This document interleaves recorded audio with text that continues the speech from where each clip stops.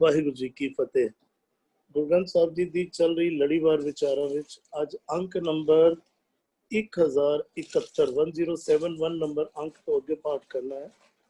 ਮਾਰੂ ਰਾਗ ਵਿੱਚ ਪੰਜਵੀਂ ਪਾਤਸ਼ਾਹੀ ਧੰਨ ਧੰਨ ਗੁਰੂ ਅਰਜਨ ਦੇਵ ਜੀ ਦੇ ਉਚਾਰਨ ਕੀਤੇ ਹੋਏ ਸੋਹਲਿਆਂ ਦੇ ਪਾਠ ਚੱਲ ਰਹੇ ਹਨ, ਜਿਸ ਵਿੱਚ ਉਹਨਾਂ ਦੇ ਉਚਾਰਨ ਕੀਤੇ ਹੋਏ ਪਹਿਲੇ ਸੋਹਲੇ ਦੇ 3 ਪਦਿਆਂ ਤੱਕ ਦੇ ਪਾਠ ਪਹਿਲਾਂ ਹੋ ਚੁੱਕੇ ਹਨ। ਅੱਜ ਅੱਗੋਂ ਪਾਠ ਕਰਨਾ।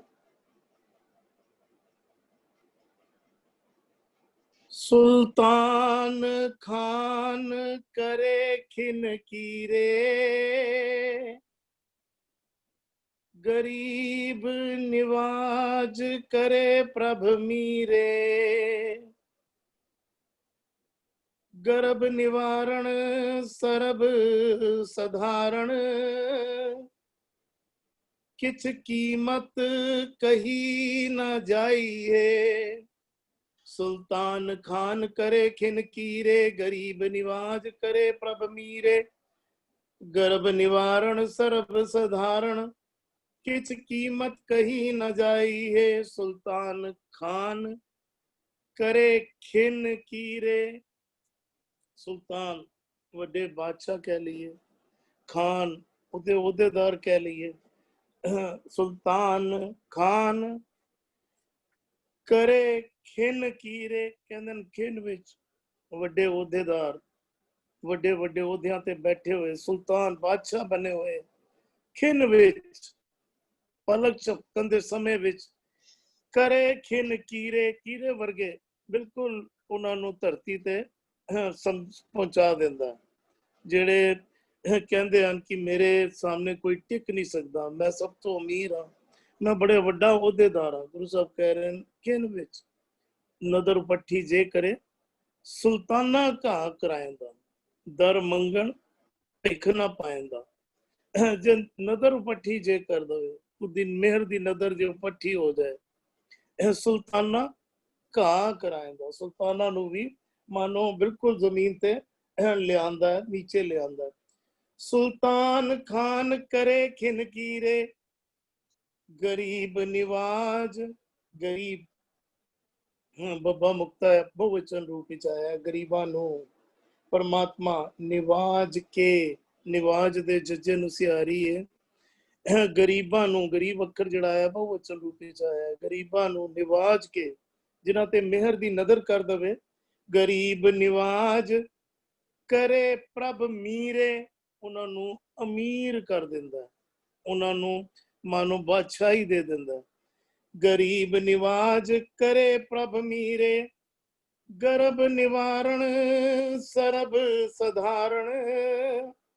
गर्भ निवारण, गर्भ कल असी पाठ करके आया ना, मात गर्भ में, उत्थे गर्भ भब्बे नाल आया, ਉਹ ਗਰਭ ਜੂਨ ਦਾ ਜ਼ਿਕਰ ਆਇਆ, ਮਾਤਾ ਦੀ ਗਰਭ ਦੇ ਵਿੱਚ ਉਹਦਾ ਜ਼ਿਕਰ ਆਇਆ। ਇੱਥੇ ਗਰਭ ਅਹੰਕਾਰ ਦਾ ਜ਼ਿਕਰ ਆ ਰਿਹਾ। ਗਰਭ ਨਿਵਾਰਨ ਕਹਿੰਦੇ ਨੇ ਅਹੰਕਾਰ ਦੂਰ ਕਰਨ ਵਾਲਾ ਉਹ ਪਰਮਾਤਮਾ। ਸਰਬ ਸਾਧਾਰਨ, ਸਾਰਿਆਂ ਨੂੰ ਹੀ, ਸਰਬ ਸਾਰਿਆਂ, ਸਾਧਾਰਨ ਆਸਰਾ ਦੇਣ ਵਾਲਾ, ਆਸਰਾ ਦਿੰਦਾ ਹੈ। ਗਰਭ ਨਿਵਾਰਨ ਸਰਬ ਸਾਧਾਰਨ, ਕਿਛ ਕੀਮਤ ਕਹੀ ਨਾ ਜਾਈ ਹੈ। ਕਹਿੰਦੇ ਨੇ ਐਸੇ ਪਰਮਾਤਮਾ ਦੀ ਉਹ ਐਸਾ ਬੇਸ਼ਕੀਮਤੀ ਹੈ।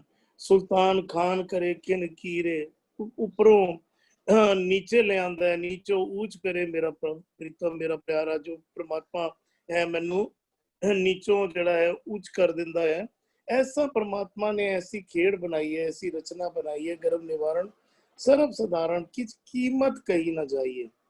देखो कीमत अक्कर बार बार आ रहा, बार बार असी कहते हैं परमात्मा की की कीमत पाई है। असी धन दौलत करके असी संसारी पदार्थां दी, वस्तुआं दी असी कीमत पाते हैं। अक्सर असी मनुखों की भी कीमत पा देंगे हैं। कई बारी मनुख भी विक जाते हैं, चलो तू मैनू इन्नी कीमत दे दे, मैं झूठ बोल देंदा। हुण असी धन दौलत का जिक्र करिए ना, ते संसार दी सारी धन दौलत भी वो आत्मक आनंद, आत्मक खेड़ा नहीं दे सकती जो परमात्मा का नाम दे सकता। इसलिए उस परमात्मा की कीमत की पाई है। ये धन दौलत के मुकाबले असी पाना करिए थे। धन दौलत ਪਦਾਰਥ ਖਰੀਦ ਸਕਦੀ ਹੈ, ਵਸਤੂਆਂ ਖਰੀਦ ਸਕਦੀ ਹੈ, ਮਹਿਲ ਮਾੜੀਆਂ ਖਰੀਦ ਸਕਦੀ ਹੈ, ਆਤਮਕ ਆਨੰਦ ਨਹੀਂ ਦੇ ਸਕਦੀ। ਉਹ ਆਤਮਕ ਆਨੰਦ ਉਸ ਪ੍ਰਮਾਤਮਾ ਦੇ ਨਾਮ ਦੇ ਰਾਹੀਂ ਪ੍ਰਾਪਤ ਹੋਣਾ। ਅਸੀਂ ਕੀਮਤ ਹੋਰ ਵੀ ਧਿਆਨ ਦਈਏ ਨਾ, ਅਸੀਂ ਉਸਦੇ ਨਾਮ ਦੀ, ਉਸ ਪ੍ਰਮਾਤਮਾ ਦੀ ਕੀਮਤ ਪਾਉਣ ਦੀ ਡਾਇਰੈਕਟਲੀ ਜਾਂ ਇਨਡਾਇਰੈਕਟਲੀ ਅਸੀਂ ਕੋਸ਼ਿਸ਼ ਕਰਦੇ ਹਾਂ। ਅਸੀਂ ਜਦੋਂ ਕਹਿੰਦੇ ਹਾਂ ਇੰਨੀ ਵਾਰੀ ਗਿਣ ਕੇ ਪਾਠ ਕਰੀਏ ਤੇ ਫਲਾਣਾ ਫਲ ਪ੍ਰਾਪਤ ਹੋ ਜਾਏਗਾ, ਉਸ ਫਲ ਦੀ ਅਸੀਂ ਕੀਮਤ ਪਾ ਦਿੱਤੀ। ਕਈ ਵਾਰ ਇਸ ਤਰ੍ਹਾਂ ਦੇ ਅਲਫਾਜ਼ ਸੁਣਨ ਨੂੰ ਮਿਲ ਜਾਂਦੇ ਹਨ, ਇੰਨੀ ਵਾਰੀ ਵਾਹਿਗੁਰੂ ਦਾ ਜਾਪ ਕਰੋਗੇ ਤੇ ਗੁਰੂ ਗ੍ਰੰਥ ਸਾਹਿਬ ਜੀ ਦਾ ਤੁਹਾਨੂੰ ਪੂਰੇ ਗੁਰੂ ਗ੍ਰੰਥ ਸਾਹਿਬ ਜੀ ਦੇ ਫਲ ਦੀ ਪ੍ਰਾਪਤੀ ਹੋਗੀ। ਮਤਲਬ ਗੁਰੂ ਗ੍ਰੰਥ ਸਾਹਿਬ ਜੀ ਦੇ ਕੀਮਤ ਅਸੀਂ ਇੰਨੀ ਵਾਰੀ ਵਾਹਿਗੁਰੂ ਦਾ ਜਾਪ ਅਸੀਂ ਪਾ ਦਿੱਤੀ। ਉਹ ਪ੍ਰਮਾਤਮਾ ਦੀ ਕੀਮਤ ਨਹੀਂ ਪਾਈ ਜਾ ਸਕਦੀ, ਉਸ ਪ੍ਰਮਾਤਮਾ ਦੇ ਨਾਮ ਦੀ ਵੀ ਕੀਮਤ ਨਹੀਂ ਪਾਈ ਜਾ ਸਕਦੀ। ਅਸੀਂ ਗਿਣ ਗਿਣ ਕੇ ਗੁਰਦੁਆਰੇ ਜਾਂਦੇ ਹਾਂ, ਇੰਨੀ ਵਾਰੀ ਗੁਰਦੁਆਰੇ ਗਏ, ਮੈਨੂੰ ਮੈਂ 40 ਵਾਰੀ ਚਲੀਏ ਸੁੱਖ ਚੁੱਕਾ, ਮੈਂ ਲਗਾਤਾਰ, ਮੈਨੂੰ 15 ਸਾਲ ਹੋ ਗਏ, 20 ਸਾਲ ਹੋ ਗਏ, 25, ਭਾਵੇਂ ਹਨੇਰੀ ਆ ਜਾਏ, ਤੂਫਾਨ ਆ ਜਾਏ, ਜਿੱਥੇ ਮਰਜ਼ੀ ਹੋਵਾਂ ਮੈਂ ਗੁਰਦੁਆਰੇ ਜ਼ਰੂਰ ਮੱਥਾ ਟੇਕ ਕੇ ਆਉਂਦਾ। ਮੈਨੂੰ ਇੰਨੇ ਵਰੇ ਹੋ ਗਏ, ਹੁਣ ਤੇ ਮੈਂ ਪ੍ਰਮਾਤਮਾ ਦੇ ਬਿਲਕੁਲ ਨਿਕਟ ਵਸ ਰਿਹਾ, ਪ੍ਰਮਾਤਮਾ ਮੇਰੇ ਅੰਗ ਸੰਗ ਹੈ, ਮੈਂ ਤੇ ਹਮੇਸ਼ਾ ਗੁਰਦੁਆਰੇ ਹੀ ਮੱਥਾ ਟੇਕਦਾ। ਮਤਲਬ ਅਸੀਂ ਕਿਧਰੇ ਨਾ ਕਿਧਰੇ ਉਹਦੀ ਡਾਇਰੈਕਟਲੀ ਜਾਂ ਇਨਡਾਇਰੈਕਟਲੀ ਕੀਮਤ ਪਾਉਣ ਲੱਗ ਪੈਂਦੇ ਆ। ਗੁਰੂ ਸਾਹਿਬ ਕਹਿ ਰਹੇ ਨੇ ਉਹਦੀ ਕੀਮਤ ਕਹੀ ਨਾ ਜਾਈਏ, ਉਹਦੀ ਕੀਮਤ ਬਿਆਨ ਹੀ ਨਹੀਂ ਕੀਤੀ ਜਾ ਸਕਦੀ। ਕਿੰਨਾ ਕੀਮਤੀ ਹੈ, ਕਿੰਨਾ ਬੇਸ਼ਕੀਮਤੀ ਹੈ, ਕਿੰਨਾ ਅਮੋਲਕ ਹੈ। ਉੱਤੇ ਸਹਿਜ ਸੁਭਾਅ ਗੁਰੂ ਸਾਹਿਬ ਦੀ ਬਾਣੀ ਨੂੰ ਪੜ੍ਹਿਆ, ਸੁਣਿਆ, ਸਮਝਿਆ, ਮੰਨਿਆ, ਆਪਣੀ ਬਖਸ਼ਿਸ਼ ਦੁਆਰਾ ਪ੍ਰਮਾਤਮਾ ਸਹਿਜੇ ਹੀ ਹਿਰਦੇ ਵਿੱਚ ਆ ਕੇ ਵਸ ਜਾਂਦਾ ਹੈ, ਪ੍ਰਗਟ ਹੋ ਜਾਂਦਾ ਹੈ। ਉਸਨੂੰ ਕੋਈ ਕੀਮਤ ਦਿੱਤਿਆਂ ਇੱਥੇ ਤੱਕ ਆਪਣਾ ਸਰੀਰ ਭੇਂਟ ਕਰ ਦਈਏ, ਸੀਸ ਭੇਂਟ ਕਰ ਦਈਏ, ਤਾਂ ਵੀ ਉਸ ਪ੍ਰਮਾਤਮਾ ਨੇ ਜੇ ਸੀਸ ਭੇਂਟ ਕੀਤਿਆਂ ਮਿਲ ਜਾਏ।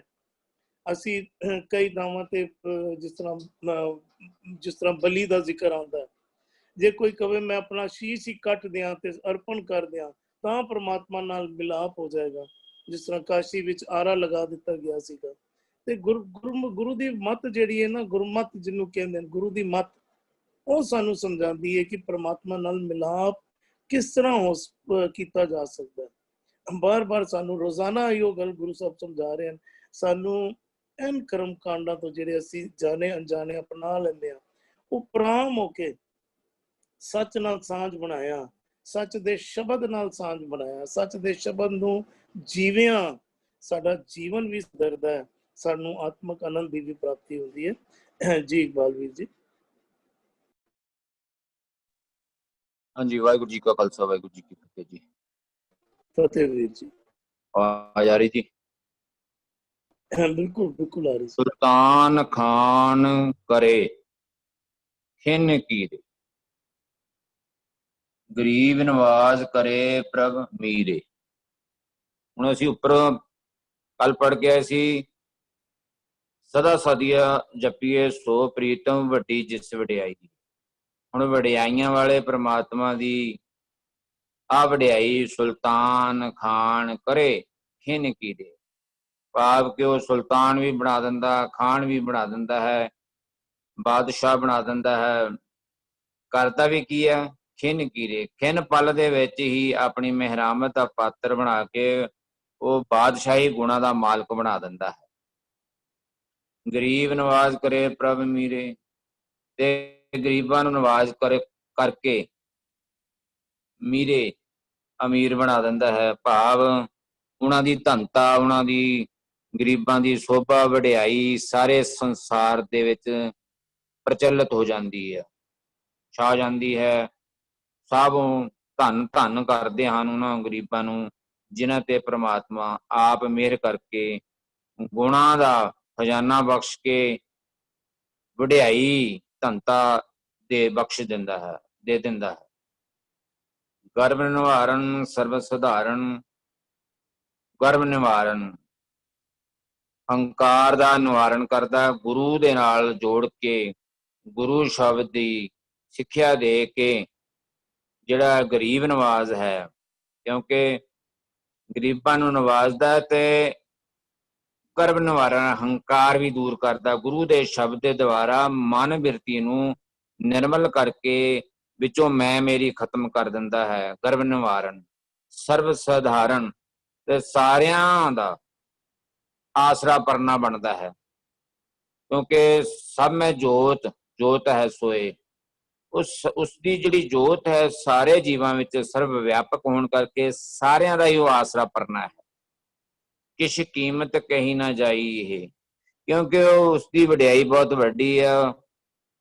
ਉਹ ਵੱਡੀ ਵਡਿਆਈ ਦਾ ਮਾਲਕ ਹੈ। ਉਸਦੀ ਕਲਾ ਸਮਰੱਥਾ ਜਿਹੜੀ ਬੇਅੰਤ ਹੈ, ਉਹ ਉਸ ਦੱਸੀ ਨਹੀਂ ਜਾ ਸਕਦੀ, ਕਿਉਂਕਿ ਬਾਹਰੀ ਹੈ, ਅਪਾਰ ਹੈ, ਅਗੰਮ ਹੈ, ਬੇਅੰਤ ਹੈ, ਉਹ ਪਹੁੰਚ ਹੈ।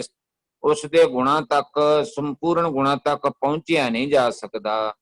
ਸਿਰਫ ਕੇਵਲ ਉਸ ਦੇ ਗੁਣਾਂ ਨੂੰ, ਕੁਛ ਗੁਣਾਂ ਨੂੰ ਸਮਝਿਆ ਜਾ ਸਕਦਾ, ਧਾਰਨ ਕੀਤਾ ਜਾ ਸਕਦਾ, ਉਸ ਤੇ ਅਮਲ ਕੀਤਾ ਜਾ ਸਕਦਾ। ਪਰ ਉਸ ਪ੍ਰਮਾਤਮਾ ਦੀ ਪੂਰਨ ਰੂਪ ਵਿੱਚ ਕੀਮਤ ਕਹੀ ਨਹੀਂ ਜਾਈ ਜਾ ਸਕਦੀ, ਕਿਉਂਕਿ ਉਹ ਬੇਅੰਤ ਗੁਣਾਂ ਦਾ ਮਾਲਕ ਹੈ। ਅਸੀਂ ਸਾਡੀ ਪਹੁੰਚ ਤੋਂ ਪਰੇ ਹੈ ਜੀ। ਧੰਨਵਾਦ ਵੀਰ ਜੀ। ਉਹਦੇ ਗੁਣਾਂ ਨਾਲ ਸਾਂਝ ਪੈ ਸਕਦੀ ਹੈ ਕੁਝ ਗੁਣਾਂ ਦੇ ਨਾਲ, ਪਰ ਸਾਰੇ ਗੁਣਾਂ ਦੀ ਅਸੀਂ ਕੀਮਤ ਉਸ ਦੇ ਨੇੜੇ ਨਿਕਟ ਵੀ ਨਹੀਂ ਪਹੁੰਚ ਸਕਦੇ, ਕਿਉਂਕਿ ਉਹ ਪਰਮਾਤਮਾ ਬੇਅੰਤ ਗੁਣਾਂ ਦਾ ਧਾਰਨੀ ਹੈ। ਧੰਨਵਾਦ ਆਪ ਜੀ ਦਾ। ਜੀ ਹਰਵਿੰਦਰ ਵੀਰ ਜੀ। ਜਿਹੜਾ ਸੀ ਇਹ 16 ਸ਼ੁਰੂ ਹੋਇਆ ਸੀ ਨਾ, ਉੱਥੋਂ ਸਾਰਾ ਦੇਖੀ ਜਾਂਦੇ ਪਿਆ ਕਿ ਬਈ ਗੁਰੂ ਸਾਹਿਬ ਰੱਬ ਦੀ ਸਮਰੱਥਾ ਸਾਡੇ ਹਿਰਦੇ ਵਿੱਚ ਕਿਸ ਤਰ੍ਹਾਂ ਦ੍ਰਿੜ ਕਰਾਉਣਾ ਚਾਹੁੰਦੇ ਨੇ, ਵੀ ਰੱਬ ਕੈਸਾ ਹੈ। ਅਸੀਂ ਇਸ ਤੋਂ ਪਹਿਲਾਂ ਜਿਹੜਾ ਸੋਇਲਾ ਸੀ ਵੀ ਤੂੰ ਜਦੋਂ ਰੱਬ ਕਹਿਣਾ ਪਿਆ ਨਾ, ਤੇ ਤੇਰੇ ਮਨ ਵਿੱਚ ਜੋ ਖਿਆਲ ਆਵੇ ਨਾ, ਉਹ ਐਂਟੀਟੀ ਕੈਸੀ ਹੋਵੇ, ਵੀ ਉਹ ਸ਼ਖਸੀਅਤ ਕੈਸੀ ਹੋਵੇ। ਇੱਥੇ ਜਿਹੜਾ ਕੱਲ ਵੀ ਜਿੱਦਾਂ ਅਸੀਂ ਪਦੇ ਕੀਤੇ ਸਨ ਵੀ ਸਟਾਰਟ ਸੀ ਅੰਦਰ ਵੀ ਕਲਾ ਉਪਾਏ ਧਰੀ ਜਿਨ ਧਰਨਾ, ਵੀ ਉਹਨੇ ਸਾਰੀ ਸ੍ਰਿਸ਼ਟੀ ਉਹਨੇ ਆਪਣੀ ਤਾਕਤ ਦੇ ਆਸਰੇ ਉਹਨੇ ਖੜੀ ਕੀਤੀ ਹੋਈ ਹੈ। ਗਗਨ ਰਹਾਇਆ ਹੁਕਮੇ ਚਰਨਾ, ਆਕਾਸ਼ ਵਾਲਾ ਸਾਰੇ ਉਹਦੇ ਹੁਕਮਾਂ ਦੀ ਚਰਣੀ ਲੱਗ ਕੇ ਟਿਕਿਆ ਹੋਇਆ ਹੈ। ਵੀ ਫਿਰ ਉਸ ਤੋਂ ਬਾਅਦ ਸੀ ਵੀ ਜੀ ਜੰਤ ਕੋ ਰਿਜਕ ਸੰਭਾਹੇ, ਕਰਨ ਕਾਰਨ ਸਮਰਥ ਆਪਾਹੇ, ਵੀ ਉਹ ਖਿਨਮੇ ਥਾਪ ਥਾਪਨ ਹਾਰਾ। ਫਿਰ ਅੱਗੇ ਕਿਸੇ ਵੀ ਮਾਦ ਗਰਭ ਮੈਂ ਜਿਨ ਪ੍ਰਤਪਾਰਾ, ਸਾਸ ਗਿਰਾਸ ਹੋਏ ਸੰਗ ਸੰਭਾਲਾ। ਇਹ ਸਾਰਾ ਨਾ ਗੁਰੂ ਸਾਨੂੰ ਰੱਬ ਦੀ ਸਮਰੱਥਾ ਦੇ ਬਾਰੇ, ਤੂੰ ਜਿਹਨੂੰ ਰੱਬ ਕਹਿਣਾ ਨਾ, ਤੇਰੇ ਮਨ ਵਿੱਚ ਕੋਈ ਸ਼ੰਕਾ ਸ਼ੁਭਾ ਨਾ ਰਹਿ ਜਾਏ ਕਿ ਬਈ ਰੱਬ ਕਿਸ ਸਮਰੱਥਾ ਦਾ ਮਾਲਕ ਹੈ। ਤੂੰ ਰੱਬ ਕਿਹਨੂੰ ਕਹੀ ਜਾਂਦਾ। ਇਹ ਖਾਲੀ ਕਹਿੰਦੇ ਨੇ ਕਬੀਰ ਪਾਹਨ ਪਰਮੇਸ਼ਰ ਕੀਆ, ਬੰਦੇ ਦੇ ਮੂਰਤੀਆਂ ਨੂੰ ਵੀ ਰੱਬ ਸਮਝ ਕੇ ਪੂਜੀ ਜਾਂਦੇ ਪਏ ਨੇ, ਤੇ ਗੁਰੂ ਸਤਿ ਨੂੰ ਕਹਿਣਾ ਚਾਹੁੰਦੇ ਵੀ ਕਈ ਵਾਰ ਕਹਿੰਦੇ ਨੇ ਵੀ ਕਬੀਰ ਕੋ ਠਾਕੁਰ ਐਸੋ ਸਵਾਮੀ ਜਾਂ ਕੋ ਮਾਈ ਨਾ ਬਾਪੋ ਰੇ, ਜਾਂ ਵੀ ਉਹ ਸੋ ਮੁਖ ਜਰੋ ਜਿਤ ਕਹੋ ਠਾਕੁਰ ਜੋਨੀ, ਵੀ ਜੋ ਜੂਨੀਆਂ 'ਚ ਪੈਦਾ ਹੁੰਦਾ ਉਸ 'ਚ ਰੱਬ ਕਹਿਆ ਹੀ ਜੇ ਨਾ, ਜੋ ਕਦੀ ਪੈਦਾ ਹੋਇਆ ਸੀ ਕਦੀ ਮਰ ਜਾਏਗਾ, ਉਹ ਰੱਬ ਹੋ ਹੀ ਨਹੀਂ ਸਕਦਾ। ਤੇ ਗੁਰੂ ਸਾਨੂੰ ਇਸੇ ਤਰੀਕੇ ਦੇ ਨਾਲ ਹੁਣ ਇੱਥੇ ਜਿਹੜਾ ਸਾਨੂੰ ਕਹਿੰਦੇ ਵੀ ਉਹਦੀ ਸਮਰੱਥਾ ਫਿਰ ਸਾਨੂੰ ਗੁਰੂ ਸਾਹਿਬ ਸਾਨੂੰ ਸਪਸ਼ਟ ਕਰਨਾ ਕਹਿੰਦੇ ਵੀ ਸੁਲਤਾਨ ਖਾਨ ਕਰੇ ਖਿਨ ਕੀਰੇ। ਵੱਡੇ ਵੱਡੇ ਜਿਹੜੇ ਰਾਜੇ ਨੇ ਨਾ, ਉਹ ਉਹਨਾਂ ਨੂੰ ਸੁਲਤਾਨ ਐਂਪਰਰ ਨੂੰ ਕਹਿੰਦੇ ਨੇ, ਤੇ ਜਿਹਦੇ ਹੱਥ ਦੇ ਹੇਠਾਂ ਕਈ ਰਾਜੇ ਹੁੰਦੇ ਨੇ।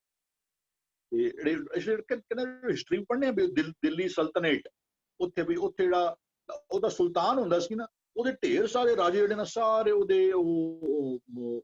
ਜਿਹੜੇ 52 ਰਾਜੇ ਜਿਹੜੇ ਨੇ ਉਹ ਔਰੰਗਜ਼ੇਬ ਨੇ ਕੈਦ ਕੀਤੇ ਸਨ। ਸੰਤੇ ਰਾਜੇ ਬੜੇ ਪਹਾੜੀ ਰਾਜੇ ਸਨ, ਜਿਨ੍ਹਾਂ ਦੇ ਪੂਰਵਜਾਂ ਨੂੰ ਵੀ ਔਰੰਗਜ਼ੇਬ ਵਗੈਰਾ ਕੈਦ ਕਰਕੇ ਰੱਖਿਆ ਹੋਇਆ ਸੀ, ਜਾਂ ਜਹਾਂਗੀਰ ਨੇ ਕੈਦ ਕੀਤਾ ਹੋਇਆ ਸੀ। ਵੀ ਉਹ ਤੇ ਇੱਥੇ ਕਹਿੰਦੇ ਵੀ ਜਿਹੜੇ ਇਤਨੇ ਵੱਡੇ ਵੱਡੇ ਸੁਲਤਾਨ ਖਾਨ, ਜੇ ਉਹ ਮਾਲਕ ਚਾਹੇ, ਜਿਹੜਾ ਸਦੀਕ ਨੇ ਵੀ ਲਾਈਨ ਕੋਟ ਕੀਤੀ ਵੀ ਨਜ਼ਰ ਉਪੱਠੀ ਜੇ ਕਰੇ ਸੁਲਤਾਨਾ ਘਾਹ ਕਰਾਇੰਦਾ। ਘਾਹ ਤੋਂ ਪਾਓ, ਘਾਹ ਦਾ ਹੁਣ ਘਾਸ ਫੂਸ ਕਹਿ ਲੋ ਕੀ ਹੁੰਦੀ, ਵੀ ਕਹਿੰਦੇ ਉੱਥੀ ਉਹ ਪਵਾਈ ਦੱਬ, ਜਿੱਥੇ ਹਰ ਬੰਦਾ ਲੱਤੜ ਕੇ ਜਾਂਦਾ ਹੋਵੇ, ਜਿੱਥੇ ਹਰ ਬੰਦਾ ਪੈਰ ਰੱਖ ਕੇ ਜਾਂਦਾ ਹੋਵੇ, ਇਤਨਾ ਹੌਲੀ ਉਹਦੀ ਕੱਖੋਂ ਜਿਤਨੀ ਕੀਮਤ ਉਹਦੀ ਕਰਦੇ ਨੇ। ਕਹਿੰਦੇ ਜੋ ਮਗਰ ਨਜ਼ਰ ਉਪੱਠੀ ਜੇ ਕਰੇ ਸੁਲਤਾਨਾ ਘਾਹ ਕਰਾਇੰਦਾ, ਦਰ ਮੰਗਨ ਭਿੱਖ ਨਾ ਪਾਇੰਦਾ। ਬੰਦਾ ਕਦੀ ਇਮੈਜਿਨ ਕਰੇ ਕਿ ਜਿਹੜਾ ਸੁਲਤਾਨ ਹੋਵੇ, ਉਹਦੀ ਐਸੀ ਹਾਲਤ ਹੋ ਜਾਵੇ ਕਿ ਕਿਸੇ ਦਰ ਦਾ ਮੰਗਦਾ ਬਣੇ ਤਾਂ ਉਹਨੂੰ ਭਿੱਖ ਵੀ ਨਾ ਮਿਲੇ।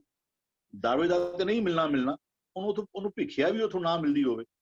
ਤੇ ਗੁਰੂ ਸਾਹਿਬ ਸਾਨੂੰ ਤੂੰ ਉਸ ਰੱਬ ਦੇ ਆਸੇ ਪਰਨੇ ਕਿਤਨਾ ਟਿਕਿਆ ਰਹੋ, ਮਤਾ ਤੂੰ ਉਹ ਕਹਿੰਦੇ ਕਬੀਰ ਗਰਬ ਨਾ ਕੀਜੀਏ ਰੰਕ ਨਾ ਹਸੀਏ ਕੋਈ, ਅਜੂ ਸੁਣਾਓ ਸਮੁੰਦਰ में, ਤੇਰਾ ਕੱਲ ਨੂੰ ਕੀ ਹਾਲ ਹੋਣਾ ਹੈ ਨਾ। ਤੂੰ ਕਿਸੇ ਉੱਤੇ, ਕਿਸੇ ਗਰੀਬ ਬੰਦੇ ਉੱਤੇ ਟਿਚਕਰੀਆਂ ਕਰਨਾ ਹੈ, ਮਸ਼ਕਰੀਆਂ ਕਰਨਾ ਹੈ। ਤੇ ਕਹਿੰਦੇ ਨਹੀਂ ਵੀ ਉਹ ਕਹਿੰਦੇ ਜੇ ਰੱਬ ਚਾਹੇ, ਕਹਿੰਦੇ ਕੀੜਾ ਥਾਪ ਦੇ ਪਾਤਸ਼ਾਹੀ, ਲਸ਼ਕਰ ਕਰੇ ਸੁਆਹਾ। ਵੱਡੇ ਵੱਡੇ ਲਸ਼ਕਰ ਨੂੰ ਜੇ ਉਹ ਮਾਲਕ ਚਾਵੇ, ਇਹ ਸਮਰੱਥਾ ਉਹ ਤਾਂ ਮੈਨੂੰ ਕਿੱਥੇ, ਤਾਂ ਅਸੀਂ ਕਈ ਵਾਰ ਬਾਣੀ ਪੜ੍ਹਨੇ ਪਿਆ ਨਾ, ਕਈ ਵਾਰ ਐਸੇ ਕਿੱਥੇ ਵੀ ਰੱਬ ਕੋਈ ਕੰਮ ਨਹੀਂ ਕਰਦਾ ਜਾਂ ਕੋਈ ਕੰਮ ਰੱਬ ਦੀ ਸਮਰੱਥਾ ਤੋਂ ਬਾਹਰ ਦਾ। ਅਸੀਂ ਕਈ ਵਾਰ ਅਸੀਂ ਜਿਹੜੇ ਉਦਾਹਰਣ ਵੀ ਲੈਣੇ ਆ, ਬੇਟਾ ਉਹ ਪੁਜਾ ਬਾਂਧ ਪਿਲਾ ਕਰ ਡਾਰਿਓ, ਹਸਤੀ ਰੂਪ ਮੋਂਡ ਮੈਂ ਮਾਰਿਓ, ਆਹੀ ਮੇਰੇ ਠਾਕੁਰ ਤੁਮਰਾ ਜੋਰ। ਉੱਥੇ ਵੀ ਜਿਹੜੀ ਗੱਲ ਰੱਬ ਦੀ ਸਮਰੱਥਾ ਜਿਹੜੀ ਹੈ ਨਾ, ਉਹਨੂੰ ਕਿਤੇ ਕਦਮ ਫੇਰ ਦਿਆ ਦੇਵਰਾ ਨਾਮੇ ਕੋ। ਰੱਬ ਚਾਹੇ ਰੱਬ ਕੀ ਨਹੀਂ ਕਰ ਸਕਦਾ, ਉਹ ਨਾਮੇ ਕਾ ਨਹੀਂ। ਅਸੀਂ ਕਈ ਵਾਰ ਉਹਦੇ ਅਰਥ ਕਰਨੇ ਆ ਵੀ ਉਹਨੇ ਨਾਮੇ ਦਾ ਦਿਮਾਗ ਫਿਰਾ ਦਿੱਤਾ, ਭਈ ਉਹ ਪਹਿਲਾਂ ਪੁੱਠੇ ਪਾਸੇ ਟੁਰਦਾ ਸੀ। ਲਫ਼ਜ਼ ਤਾਂ ਬੜਾ ਸਪਸ਼ਟ ਸੀ, ਨਾਮੇ ਕੋ, ਨਾਮ ਦੇਵ ਜੀ ਵਾਸਤੇ। ਐਸੇ ਬਹੁਤ ਸਾਰੇ ਬਣੇ ਉਹ ਜਿਹੜਾ ਉਹ ਸ਼ਬਦ ਆਂਦਾ ਵੀ ਉਹ ਕਹਿੰਦਾ ਕਹੇ ਤਾਂ ਧਰਨ ਇੱਕ ਕੌਡੀ ਕਰੋ, ਕਹੇ ਤਾਂ ਲੈ ਕਰ ਉੱਪਰ ਧਰੋ, ਜਾਂ ਵੀ ਗੰਗ ਉਸਾਇਰ ਗਹਿਰ ਕੋ गंगा की लहर मेरी टूटी जंजीर, या गनका उदरी हर कह तोत, गजिंद्र त्यायो हर कियो मोख, बिप सुदामे दालद पांज, रे मन तू भी भज गोबिंद, बदक उधारियो खम प्रहार, कुबजा उदरी अंगुष्ट धार, बिदर उधारियो दासत पाए। यो सारे ਜਿਹੜਾ ਰੱਬ ਜਿਹੜਾ ਹੈ ਨਾ, ਉਹ ਸਾਨੂੰ ਇਹ ਐਗਜ਼ਾਮਪਲਸ ਕਿਉਂ ਦਿੰਦੇ ਪਏ ਨੇ ਵੀ ਇਹ ਉਹ ਜਿਹੜਾ ਭਗਤ ਪ੍ਰਹਲਾਦ ਜੀ ਨੇ ਕਹਿੰਦੇ ਪ੍ਰਭ ਥਮ ਤੇ ਨਿਕਸੇ ਕਹਿ ਵਿਸਤਾਰ, ਹਨਾਕਸ਼ ਛੇਦਿਓ ਨਕ ਬਿਦਾਰ, ਕਹਿ ਕਬੀਰ ਕੋ ਲਖੇ ਨਾ ਪਾਰ, ਪ੍ਰਹਲਾਦ ਉਧਾਰੇ ਅਨਕ ਬਾਰ, ਹਰ ਜੁਗ ਜੁਗ ਭਗਤ ਉਪਾਇਆ, ਪੈਜ ਰਖਦਾ ਆਇਆ ਰਾਮ ਰਾਜੇ। ਕਿਥੇ ਵੀ ਬਦੋ ਮੇਰੇ ਨਜ਼ਰ ਵਿੱਚ ਨਹੀਂ ਆਇਆ, ਜੇ ਕਿਸੇ ਨੂੰ ਕਦੀ ਐਕਨ ਹੋਵੇ ਕਿ ਨਹੀਂ ਰੱਬ ਕੋਈ ਜਿਹੜਾ ਨਾ ਰੱਬ ਆਪਣੇ ਨਿਯਮਾਂ ਦਾ ਬਚਿਆ ਹੋਇਆ, ਕਿੱਥੇ ਗੁਰਬਾਣੀ ਵਿੱਚ ਜੇ ਕਿਸੇ ਨੂੰ ਇੱਕ ਨਜ਼ਰ ਆ ਜਾਵੇ। ਜੋ ਖੋਜ ਦਾ ਵਿਸ਼ਾ ਹੈ ਹੀ, ਗੁਰਬਾਣੀ ਖੋਜ ਦਾ ਵਿਸ਼ਾ ਹੈ ਹੀ, ਅਸੀਂ ਉਹਨੂੰ ਡੈਫੀਨਿਟਲੀ ਉਹਨੂੰ ਡਿਸਕਸ ਕਰਨਾ ਚਾਹੀਦਾ ਹੈ। ਤੇ ਕਿੱਥੇ ਵੀ ਉਹ ਕਹਿੰਦਾ ਜਿਨ ਇਹ ਲਿਖਿਆ ਤਿਸ ਰਨਾਏ। ਰੱਬ ਨਿਯਮਾਂ ਦਾ ਕਰਤਾ ਹੈ, ਰੱਬ ਨਿਯਮਾਂ ਦੇ ਬੰਧਨ ਵਿੱਚ ਬੰਧਿਆ ਹੋਇਆ ਬਿਲਕੁਲ ਨਹੀਂ। ਰੱਬ ਚਾਹਵੇ ਇਹ ਸਾਰੀ ਜਿਹੜੀ ਗੱਲਾਂ ਚੱਲਦੀਆਂ ਪਈਆਂ ਨਾ, ਇਹ ਜਿੱਥੇ ਪ੍ਰਤੀਤ ਐਵੇਂ ਬਈ ਗੁਰੂ ਅਸੀਂ ਰੱਬ ਦਾ ਅਸੀਂ ਜਪਣਾ ਸੀ ਨਾ ਰੱਬ ਦਾ ਨਾਮ, ਜਦੋਂ ਅਸੀਂ ਕਹਿੰਦੇ ਵੀ ਕਿ ਨਹੀਂ ਇਸ ਤਰ੍ਹਾਂ ਨਹੀਂ ਹੋ ਸਕਦਾ, ਰੱਬ ਇਸ ਤਰ੍ਹਾਂ ਨਹੀਂ ਕਰਦਾ, ਤੇ ਕੀ ਅਸੀਂ ਰੱਬ ਦਾ ਨਾਮ ਜਪਨੇ ਪਏ ਆ ਜਾਂ ਉਹਨੂੰ ਕਿਸੇ ਸੀਮਾ ਵਿੱਚ ਕਿਸੇ ਦਾਇਰੇ ਵਿੱਚ ਬੰਨ੍ਹਣਾ ਚਾਹੁੰਦੇ ਹਾਂ। ਬਾਣੀ ਤੇ ਬਹੁਤ ਇੱਕ ਨਹੀਂ ਬਹੁਤ ਸਾਰੇ ਸਾਨੂੰ ਫਰਮਾਨ ਜਿਹੜੇ ਨਾ ਸਾਨੂੰ ਗੁਰਬਾਣੀ ਤੋਂ ਐਸੇ ਜਿਹੜੇ ਨੇ ਵੀ ਉਹ ਪ੍ਰਮਾਤਮਾ ਉਹਦੀ ਸਮਰੱਥਾ ਜਿਹੜੀ ਹੈ ਨਾ ਵੀ ਸੁਲਤਾਨ ਖਾਨ ਕਰੇ ਖਿਨ ਕੀਰੇ, ਉਹਨੇ ਨੀ ਕਹਿੰਦੇ ਨੀਕੀ ਕੀਰੀ ਮੈਂ ਕਲ ਰਾਖੇ, ਭਸਮ ਕਰੇ ਲਸ਼ਕਰ ਕੋਟ ਲਾਖੇ। ਜੇ ਉਹ ਆਪਣੀ ਤਾਕਤ ਉਨੀ ਕੀ ਕਰੀ ਮੈਂ ਕੱਲ ਪਾਓ ਕਲਾ, ਅੰਦਰ ਵੀ ਕਲਾ ਉਪਾਏ ਧਰੀ ਜਨ ਧਰਨਾ। ਜੇ ਆਪਣੀ ਤਾਕਤ ਹੁਣ ਇੱਥੇ ਇਟ ਇਜ਼ ਆਵਰ ਗੁਰੂ ਸਾਨੂੰ ਰੱਬ ਦੀ ਸਮਰੱਥਾ ਕਿੰਨੀ ਹੈ, ਐਸਾ ਨਹੀਂ ਹੈ ਕਿ ਇਹ ਵਾਲੇ ਖੇਡ ਰੋਜ਼ ਵਰਤਦੇ ਨੇ, ਐਸੀ ਗੱਲ ਨਹੀਂ ਹੈ। ਲੇਕਿਨ ਗੁਰੂ ਸਾਨੂੰ ਇੱਕੋ ਸਮਰੱਥਾ ਰੱਬ ਦੀ ਜਿਹੜੀ ਸਾਨੂੰ ਦ੍ਰਿੜ ਕਰਵਾਉਣਾ ਚਾਹੁੰਦੇ ਨੇ ਕਿ ਨਹੀਂ ਜੇ ਰੱਬ ਚਾਹੇ ਕਹਿੰਦੇ ਪ੍ਰਭ ਭਾਵੈ ਬਿਨ ਸਾਸ ਤੇ ਰਾਖੇ। ਅਸੀਂ ਕਹਿੰਦੇ ਨਹੀਂ ਇਹ ਸਿਸਟਮ ਦੇ ਅਗੇਂਸਟ ਹੈ, ਲੇਕਿਨ ਗੁਰੂ ਸਾਨੂੰ ਜੇ ਫਿਰ ਅਦਰਵਾਈਜ਼ ਉਹ ਜਿਹਦੇ ਸਾਰਾ ਕੁਝ ਸਿਸਟਮ ਅੰਦਰ ਹੀ ਚੱਲਦਾ ਪਿਆ, ਫਿਰ ਰੱਬ ਦੀ ਸਮਰੱਥਾ ਵਾਲੀ ਕਿਹੜੀ ਗੱਲ। ਹਾਲਾਂਕਿ ਉਹਦੇ ਨਾਲ ਅੱਛਾ ਹੋਰ ਵੀ ਸ਼ਬਦ ਨੇ ਵੀ ਉਹ ਜੇਤੇ ਜੀ ਜੀਵੇਂ ਲੈ ਸਾਹ, ਸਿਸਟਮ ਤੇ ਉਹੀ ਹੈ, ਮਾਲਕ ਨੇ ਸਿਸਟਮ ਤੇ ਉਹੀ ਬਣਾਇਆ ਹੋਇਆ, ਜੇਤੇ ਜੀ ਜੀਵੇਂ ਲੈ ਸਾਹ। ਕਹਿੰਦੇ ਜੇ ਜੀ ਵਾਲੇ ਜਾਂ ਪ੍ਰਭ ਭਾਵੇ ਕਹਿ ਲੋ ਜਾਂ ਜੇ ਜੀ ਵਾਲੇ ਕਹਿ ਲੋ, ਜੇ ਰੱਬ ਨੂੰ ਭਾਉਂਦਾ ਉਹਦਾ ਜੀਣਾ, ਕਹਿੰਦੇ ਜੇ ਜੀ ਵਾਲੇ ਤਾਂ ਕੀ ਆ ਸਾਹ, ਤੇਰੇ ਸਾਹ ਦੀ ਕੀ ਪਾਇਆ ਕਿ ਉਹ ਸਾਹ ਕਹਿ ਦੇਵੇ ਕਿ ਮੈਂ ਨਹੀਂ ਅੱਜ ਤੂੰ ਮਰ ਜਾਏਗਾ। ਪ੍ਰਭ ਭਾਵੇ ਬਿਨਸਾਸ ਤੇ ਰੱਖੇ, ਪ੍ਰਭ ਭਾਵੇ ਤਾਂ ਪਾਤਰ ਤਰਾਵੇ। ਰੱਬ ਦੀ ਇਹ ਸਮਰੱਥਾ ਜਿਹੜੀ ਹੈ ਨਾ, ਰੱਬ ਦੀ ਸਮਰੱਥਾ ਗੁਰੂ ਸਾਡੇ ਨਾਲ ਉਹਦੀ ਸਾਂਝ ਪਾਉਂਦੇ ਪਏ ਨੇ। ਔਰ ਉਹ ਕਹਿੰਦੇ ਪ੍ਰਹਿਲਾਦ ਉਧਾਰੇ ਅਨਕ ਬਾਤ, ਇਸ ਤਰੀਕੇ ਦੇ ਨਾਲ ਉਸਨੇ ਆਪਣੇ ਭਗਤਾਂ ਦੀ, ਆਪਣੇ ਸੇਵਕਾਂ ਦੀ, ਦਾਸਾਂ ਦੀ, ਜਨ ਦੀ, ਉਹਨੇ ਕਈ ਵਾਰ ਉਹ ਹਮੇਸ਼ਾ ਕਰਦਾ ਹੀ ਹੈ। ਐਸੇ ਹਾਲਾਤ ਸਾਡੇ ਜ਼ਿੰਦਗੀ ਅੰਦਰ ਵੀ ਬੰਦੇ ਨੇ, ਔਰ ਹਰ ਇੱਕ ਦੇ ਨਾਲ ਪ੍ਰਭ ਸਹਾਇਕ ਹੁੰਦਾ ਹੈ ਵੀ ਉਹ ਸੁਲਤਾਨ ਖਾਨ ਕਰੇ ਖਿਨ ਕੀਰੇ, ਵੀ ਉਹ ਕਹਿੰਦੇ ਨਾਉ ਜਿਨਾ ਸੁਲਤਾਨ ਖਾਨ ਹੁੰਦੇ ਡਿੱਠੇ ਖੇ। ਮੈਂ ਐਸੇ ਵੀ ਦੇਖਿਆ ਰੱਬ ਦੀ ਸਮਰੱਥਾ ਜਿਹੜੀ ਹੈ, ਕਹਿੰਦੇ ਫਿਰ ਗਰੀਬ ਨਿਵਾਜ ਕਰੇ ਪ੍ਰਭ ਮੀਰੇ, ਗਰੀਬਾਂ ਨੂੰ ਨਿਵਾਜਿਸ਼ ਕਰਕੇ, ਜੋ ਮਿੱਠੇ ਸੁਭਾਅ ਵਾਲੇ, ਨੀਵੀਂ ਸੁਭਾਅ ਵਾਲੇ, ਜਾਂ ਫਾਈਨੈਂਸ਼ੀਅਲੀ ਵੀ ਕਹਿ ਲਓ, ਵੀ ਉਹਨਾਂ ਨੂੰ ਜੇ ਰੱਬ ਚਾਹੇ, ਉਹਨਾਂ ਨੂੰ ਜੇ ਉਹਨਾਂ ਤੇ ਉਹ ਨਿਵਾਜ਼ਿਸ਼ ਕਰੇ, ਜੇ ਉਹ ਕਰੇ, ਕਹਿੰਦਾ ਵੀ ਉਹ ਹੋਰ ਸ਼ਬਦ ਵੀ ਆਉਂਦਾ, ਕਹਿੰਦਾ ਗਰੀਬ ਨਿਵਾਜ ਗੁਸਈਆਂ ਮੇਰਾ ਮਾਥੇ ਛਤਰ ਕਰੇ। ਉਹ ਜਿਹੜਾ ਨਾ ਉਹ ਜੋ ਸਾਰਾ ਸ਼ਬਦ ਹੀ ਐਸਾ, ਕਹਿੰਦਾ ਹਸਤੋ ਜਾਏ ਸੋ ਰੋਵਤ ਆਵੇ, ਰੋਵਤ ਆਏ ਸੋ ਹੱਸੇ, ਵੀ ਉਹ ਜਲ ਤੇ ਥਲ ਕਰ, ਥਲ ਤੇ ਕੂਆ, ਕੂਹ ਤੇ ਮੇਰ ਕਰਾਵੇ, ਧਰਤੀ ਤੇ ਆਕਾਸ਼ ਚੜਾਵੇ, ਚੜੇ ਆਕਾਸ਼ ਗਿਰਾਵੇ। ਰੱਬ ਕੀ ਕੁਝ ਕਰ ਸਕਦਾ ਹੈ, ਇਹ ਗੁਰੂ ਸਾਡੇ ਹਿਰਦਿਆਂ ਵਿੱਚ ਸਮਰੱਥਾ ਜਿਹੜੀ ਨਾ, ਉਹ ਕਹਿੰਦਾ ਖਿਨ ਮੈਂ ਥਾਪ ਨਿਵਾਜੇ ਠਾਕੁਰ, ਨੀਚ ਕੀਟ ਤੇ ਕਰਹਿ ਰਾਜੰਗਾ। ਉਹ ਇੱਕ ਨਿੱਕੀ ਜਿਹੀ ਕੀੜੇ ਨੂੰ ਵੀ ਜੇ, ਨਿੱਕੀ ਕੀੜੀ ਉਹਦੇ ਬੜੇ ਨਿਮਾਣਾ ਜਿਹਾ ਬੰਦਾ ਵੀ ਕਹਿ ਲਓ, ਉਹਨੂੰ ਵੀ ਜੇ ਪਾਤਸ਼ਾਹੀ ਸੌਂਪਣਾ ਚਾਹੇ ਨਾ, ਉਹਦੇ ਵਿੱਚ ਉਹ ਸਮਰੱਥਾ ਹੈ ਵੀ ਗਰਭ ਨਿਵਾਰਨ ਸਰਬ ਸਧਾਰਨ। ਸਾਰਿਆਂ ਵਿੱਚੋਂ ਇਹ ਹੰਕਾਰ ਨੂੰ ਦੂਰ ਕਰਨ ਵਾਲਾ ਵੀ, ਉਹ ਹੰਕਾਰ ਦੂਰ, ਇਕਬਾਲ ਜੀ ਨੇ ਬਿਲਕੁਲ ਸੋੜਾ ਕਰਨਾ ਵੀ ਉਹ ਗੁਰੂ ਦੇ ਸ਼ਬਦ ਦੇ ਵਿੱਚ ਜੋੜ ਕੇ ਨਾ, ਕਹਿੰਦਾ ਮਾਨ ਮੋਹ ਖੋਏ ਗੁਰ ਪਰਮ, ਮਾਨ ਮੋਹ ਪਰਮ, ਇਹ ਗੁਰੂ ਦੇ ਲੜ ਲਗਾ ਕੇ ਇਹ ਰਸਤਾ, ਉਹ ਲਿੰਕ ਜਿਹੜੀ ਨਾ ਉਹ ਬੰਨੀ ਹੋਈ ਹੈ, ਉਹ ਗੁਰੂ ਦੇ ਰਾਹੀਂ ਜਿਹੜਾ ਨਾ ਉਹ ਸਾਡੇ ਅੰਦਰੋਂ ਮਾਨ ਮੋਹ ਹੰਕਾਰ ਜਿਹੜਾ ਨਾ ਉਹ ਖਤਮ ਵੀ ਕਰਦਾ ਹੈ। ਮਾਨ ਮੋਹ ਖੋਏ ਗੁਰ ਪਰਮ, ਇਹਦੇ ਗਰਭ ਨਿਵਾਰਨ ਸਰਬ ਸਾਧਾਰਨ, ਸਾਰਿਆਂ ਦਾ ਆਸਰਾ ਹੈ, ਸਾਰਿਆਂ ਦਾ ਆਸਰਾ ਪਰਨਾ ਜਿਹੜਾ ਨਾ ਉਹ ਮਾਲਕ ਬਣਦਾ ਹੈ ਸਾਰਿਆਂ ਦਾ, ਹਰ ਇੱਕ ਨੂੰ। ਇਸ ਤੋਂ ਪਹਿਲਾਂ ਵੀ ਸਿਰ ਰਿਜਕ ਸੰਭਾਹੇ ਠਾਕੁਰ, ਸਾਰਿਆਂ ਨੂੰ, ਸਾਰਿਆਂ ਦਾ ਸਾਰੇ ਜਿਹੜੇ ਜ਼ਰੂਰਤਾਂ ਜਿਹੜੀਆਂ ਨੇ ਨਾ ਉਹ ਸਾਰਿਆਂ ਦਾ ਆਸਰਾ ਬਣਦਾ, ਸਾਰਿਆਂ ਦੀਆਂ ਸਾਰੀਆਂ ਜ਼ਰੂਰਤਾਂ ਜਿਹੜੀਆਂ ਨੇ ਨਾ ਉਹ ਮਾਲਕ ਪੂਰਾ ਕਰਦਾ ਹੈ। ਕਹਿੰਦਾ ਕੁਝ ਕੀਮਤ ਕਹੀ ਨਾ ਜਾਈ ਹੈ, ਉਹ ਰੱਬ ਕਿਤਨਾ ਵੱਡਾ ਹੈ ਨਾ, ਕਹਿੰਦਾ ਅਸੀਂ ਕੁਝ ਅੰਦਾਜ਼ਾ ਲਗਾ ਕੇ, ਕਹਿੰਦਾ ਹਰ ਬੇਅੰਤ ਹਉਮਿਤ ਕਰ ਵਰਨੋ, ਮੈਂ ਤੇ ਕੋਈ ਗਿਣਤੀ ਮਿੰਤੀ ਕਰਕੇ ਕਹਿੰਦਾ ਨਾ ਕਿ ਕਿਤਨਾ ਵੱਡਾ, ਕਹਿੰਦਾ ਲੇਕਿਨ ਹੈ ਪਰਮਾਤਮਾ ਕਿਸੇ ਕਹਿੰਦਾ ਹਰ ਬੇਅੰਤ ਹਉਮਿਤ ਕਰ ਵਰਨੋ, ਕਿਆ ਜਾਣਨਾ ਹੋਏ ਕੈਸੋ ਹੈ, ਉਹ ਕਿੰਨਾ ਵੱਡਾ ਹੈ ਨਾ। ਕੋਈ ਸਾਰਾ ਸ਼ਬਦ ਹੀ ਹੈ ਜਿਹੜਾ ਸ਼੍ਰੀ ਰਾਗ ਜਿਹੜਾ ਸਟਾਰਟਿੰਗ ਅੰਦਰ ਗੁਰੂ ਗ੍ਰੰਥ ਸਾਹਿਬ ਜੀ ਦੇ ਸਟਾਰਟ ਹੋਣ ਤੋਂ ਅਸੀਂ ਜਿਹਨੂੰ ਕਰਿਆ ਵੀ ਨਿਤਨੇਮ ਦੀਆਂ ਬਾਣੀਆਂ, ਉਸ ਤੋਂ ਬਾਅਦ ਹੀ ਕਹਿੰਦੇ ਕੋਟ ਕੋਟੀ ਮੇਰੀ ਆਰਜਾ, ਪਵਨ ਪੀਨ ਅਪਿਆਓ, ਚੰਦ ਸੂਰਜ ਦੋਏ ਗੁਫੇ ਨਾ ਦੇਖਾਂ, ਸੁਪਨੇ ਸੋਣ ਨਾ ਥਾਂ, ਕਹਿੰਦਾ ਵੀ ਤੇਰੀ ਕੀਮਤ ਨਾ ਪਵੇ।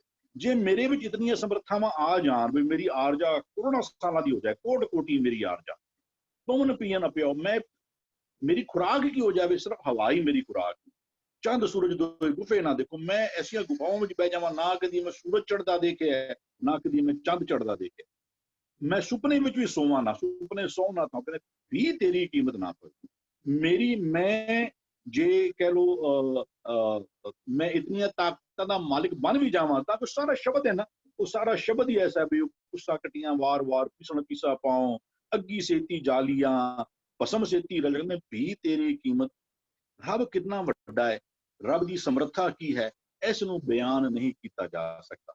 ਅੱਗੇ ਕਿਉਂਕਿ this is what I feel like what ਮੈਨੂੰ ਜੋ ਸਮਝ ਆ ਰਹੀ ਹੈ Gurbani, there may be different perspectives, ਜਿਨ੍ਹਾਂ ਨੂੰ ਕਿਸੇ ਹੋਰ ਨੂੰ ਸ਼ਬਦ ਕਿਸੇ ਹੋਰ ਪ੍ਰਥਾਈ ਨਜ਼ਰ ਆ ਰਹੇ ਹੋਣ, ਤੇ ਮੈਨੂੰ ਜਿਸ ਤਰ੍ਹਾਂ ਸਮਝ ਆ ਰਹੀ ਨਾ ਵੀ ਗੁਰੂ ਰੱਬ ਦੀ ਸਮਰੱਥਾ ਸਾਡੇ ਹਿਰਦਿਆਂ ਵਿੱਚ ਰਹਿਣਾ, ਉਹ ਕਿਤਨੀ ਕੁ ਦ੍ਰਿੜ ਕਰਵਾਉਣਾ ਚਾਹੁੰਦੇ ਨੇ। ਉਸ ਵੀ ਰੱਬ ਦੀ ਸਮਰੱਥਾ ਦੇ ਬਾਰੇ ਕੋਈ ਸਵਾਲੀਆ ਚਿੰਨ੍ਹ ਜਿਹੜਾ ਹੈ ਨਾ, ਉਹ ਸ਼ਾਇਦ ਇਹੀ ਤੇ ਨਾਮ ਜਪਣਾ ਹੈ। ਜਦੋਂ ਅਸੀਂ ਰੱਬ ਦੀ ਕਿਸੇ ਵੀ ਸਮਰੱਥਾ ਉੱਤੇ ਕੋਈ ਸਵਾਲੀਆ ਚਿੰਨ੍ਹ ਖੜਾ ਕਰ ਦਈਏ ਕਿ ਰੱਬ ਐਸਾ ਨਹੀਂ ਕਰ ਸਕਦਾ, ਉਹ ਰੱਬ ਕਿਸੇ ਨਿਯਮ ਦਾ ਬੱਝਿਆ ਹੋਇਆ ਨਹੀਂ। ਉਹ ਰੱਬ ਜਿਹੜਾ ਹੈ ਨਾ, ਉਹ ਬਿਲਕੁਲ ਉਹ ਨਾ ਕਿਸੇ ਨੂੰ ਪੁੱਛ ਕੇ ਕਰਦਾ ਹੈ।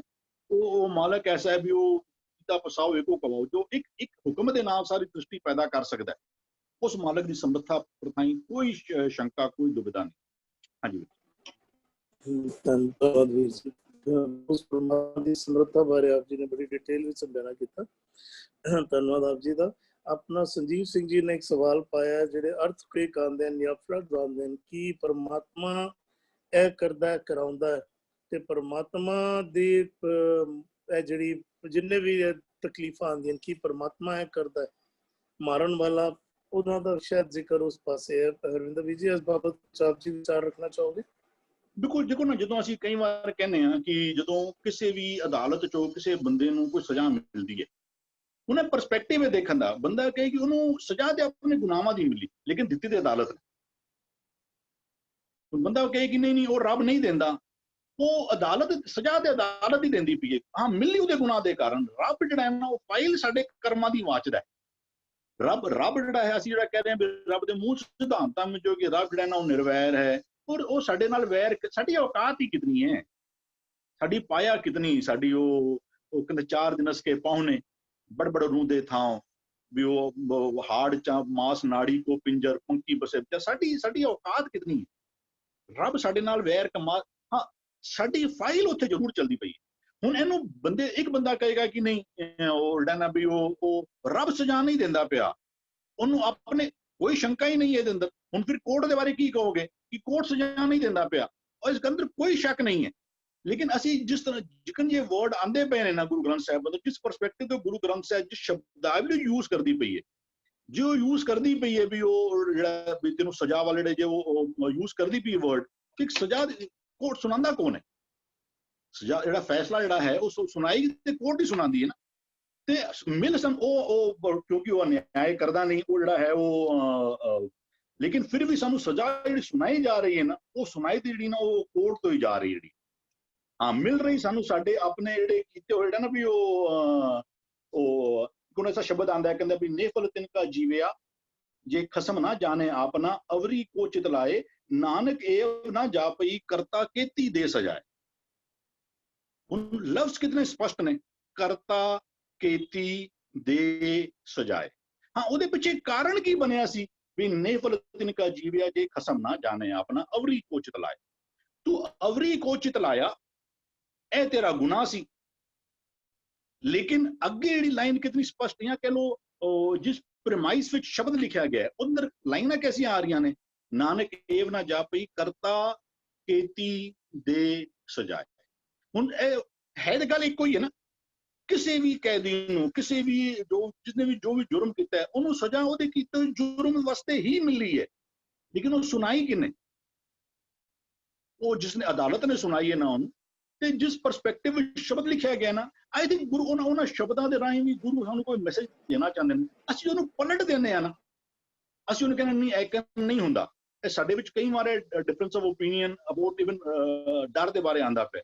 ਹੁਣ ਉਹ ਗੁਰੂ ਡਰ ਕਹਿੰਦਾ ਪਿਆ, ਅਸੀਂ ਕਹਿੰਦੇ ਆ ਨਹੀਂ। I think we are diluting. ਅਸੀਂ ਕਿੱਥੇ ਗੁਰੂ ਦੇ ਦੇਣਦਾਰ ਨਾ ਬਣ ਜਾਈਏ। ਗੁਰੂ ਜਿਸ ਪ੍ਰੀਮਾਈਸ ਵਿੱਚ ਸ਼ਬਦ ਲਿਖਦਾ ਪਿਆ ਨਾ, ਉਸ ਪ੍ਰੀਮਾਈਸ ਵਿੱਚ ਗੱਲ ਉੱਥੇ ਬਿਲਕੁਲ ਇਹ ਗੱਲ ਤੇ ਕੋਈ ਸ਼ੱਕ ਨਹੀਂ ਕਿ ਸਾਨੂੰ ਕੀਤਾ ਆਪਣਾ, ਜੋ ਮੈਂ ਕੀਆ ਸੋ ਮੈਂ ਪਾਇਆ ਹੀ ਹੈ, ਇਸ ਗੱਲ ਵਿੱਚ ਕੋਈ ਸ਼ੱਕ ਨਹੀਂ ਹੈ।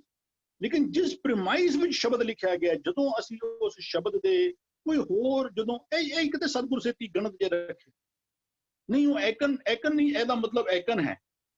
ਅਸੀਂ ਕਿਤੇ ਗੁਰੂ ਦੇ ਦੇਣਦਾਰ ਤੇ ਨਹੀਂ ਬੰਦੇ ਪਏ।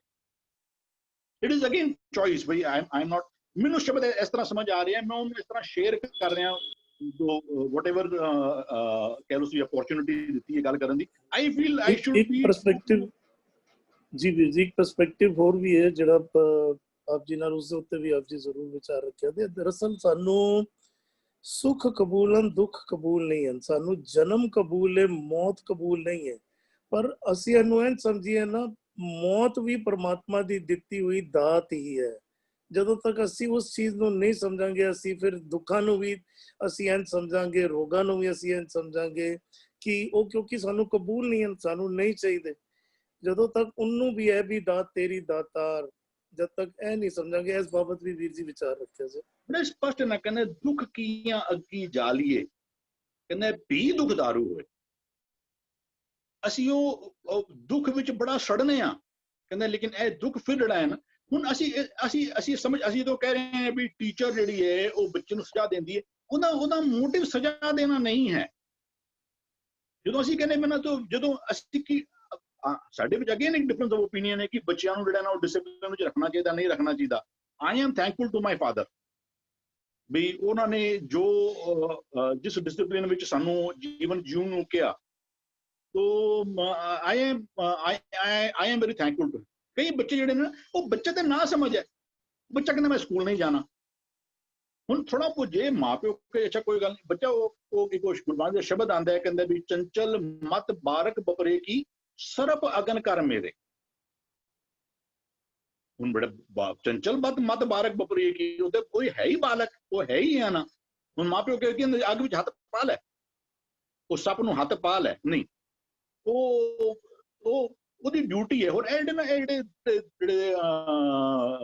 ਉਹ ਕਹਿੰਦਾ ਜਿਹੜਾ ਆਪ ਜੀ ਨੇ ਕਿਹਾ ਵੀ ਦੁੱਖ ਜਿਹੜੇ ਨੇ ਨਾ ਉਹ ਪਰਮਾਤਮਾ ਜੇ ਬੱਚਾ ਜੇ ਕੋਈ ਟੀਚਰ ਕਿਸੇ ਬੱਚੇ ਨੂੰ ਕੋਈ ਪਨਿਸ਼ਮੈਂਟ ਦਿੰਦੀ ਪਈ ਹੈ ਹਾਂ देयर आर अनफेयर प्रैक्टिसेस कई वार क्योंकि ਉਹ देखो ना ਅਸੀਂ ਜਦੋਂ ਰੱਬ ਤਾਈ ਕਹਿ ਰਹੇ ਨਾ ਕਿ ਰੱਬ ਨਿਰਵੈਰ ਹੈ ਟੀਚਰ ਜ਼ਰੂਰੀ ਨਹੀਂ ਨਿਰਵੈਰ ਹੋਵੇ ਟੀਚਰ ਹੋ ਸਕਦਾ ਕਿਸੇ ਉੱਤੇ ਆਪਣੀ ਕੋਈ ਜਿਹਨੂੰ ਖੁੰਨਸ ਕਹਿੰਦੇ ਆ ਉਹ ਵੀ ਕੱਢਦਾ ਹੋਵੇ ਲੇਕਿਨ ਰੱਬ ਤੇ ਐਸਾ ਨਹੀਂ ਹੈ ਨਾ ਜਦੋਂ ਰੱਬ ਹਾਂ ਲੇਕਿਨ ਉਹਦੇ ਵੀ ਜਦੋਂ ਅਸੀਂ ਬ੍ਰੌਡਲੀ ਦੇਖਾਂਗੇ ਨਾ the purpose of the whole system was ultimately to improve the person ਉਹਦਾ ਸਾਰਾ ਜਿਹੜਾ ਸਿਸਟਮ ਸੀ ਨਾ ਕੋਈ ਬੱਚਾ ਸਕੂਲ ਵਿੱਚ ਫੇਲ ਹੁੰਦਾ ਪਿਆ ਹੁਣ ਟੀਚਰ ਦੀ ਮਰਜ਼ੀ ਥੋੜੀ ਨਾ ਫੇਲ ਕਰੇ ਤੈਨੂੰ लेकिन तू पेपर ही ऐसा लिखे इट इज डिफरेंट पर्सपेक्टिव्स बिनु जितने तक बिनु समझ आ रही है ना बोल तो I am not imposing this कि भाई नहीं ए ही है लेकिन I want to be fair कि मैं जो गुरु को गल समझ आंदी होवे क्योंकि गुरु बड़ा स्पष्ट कहते हैं जिन गुरु गोपिया अपना से नर बुरियारी जिन्होंने जो हाँ जो फेयरली दोनों गुरु की गल समझ आंदी होवे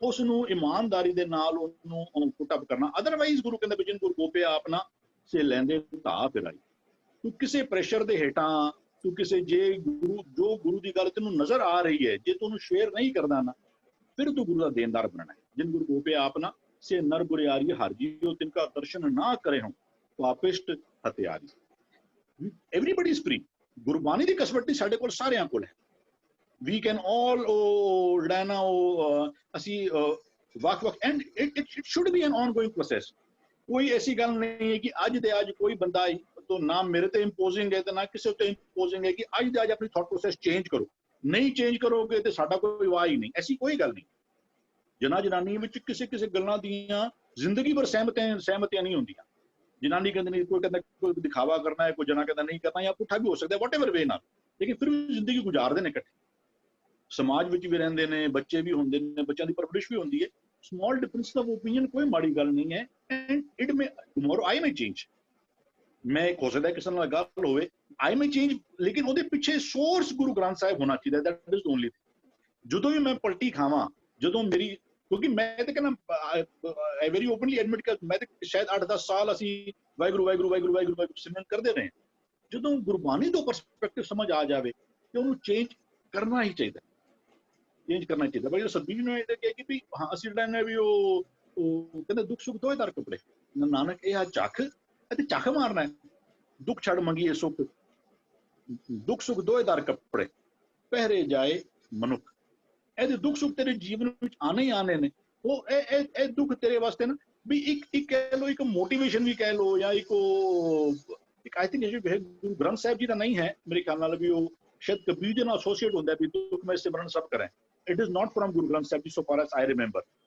but again I am quoting so if you want to take it just as दुख में सिमरन सब करें सुख में करे ना कोई जो सुख में सिमरन करे तो दुख काहे को होई बाकी ये सारे दुख दारू बनता है तेरा पी दुख दारू होए I don't know कितना विजय सवाल आंसर होता है well said anybody is free to add anybody's ਹਰ ਇੱਕ ਆਪਣਾ ਜੋ ਜਿਹਨੂੰ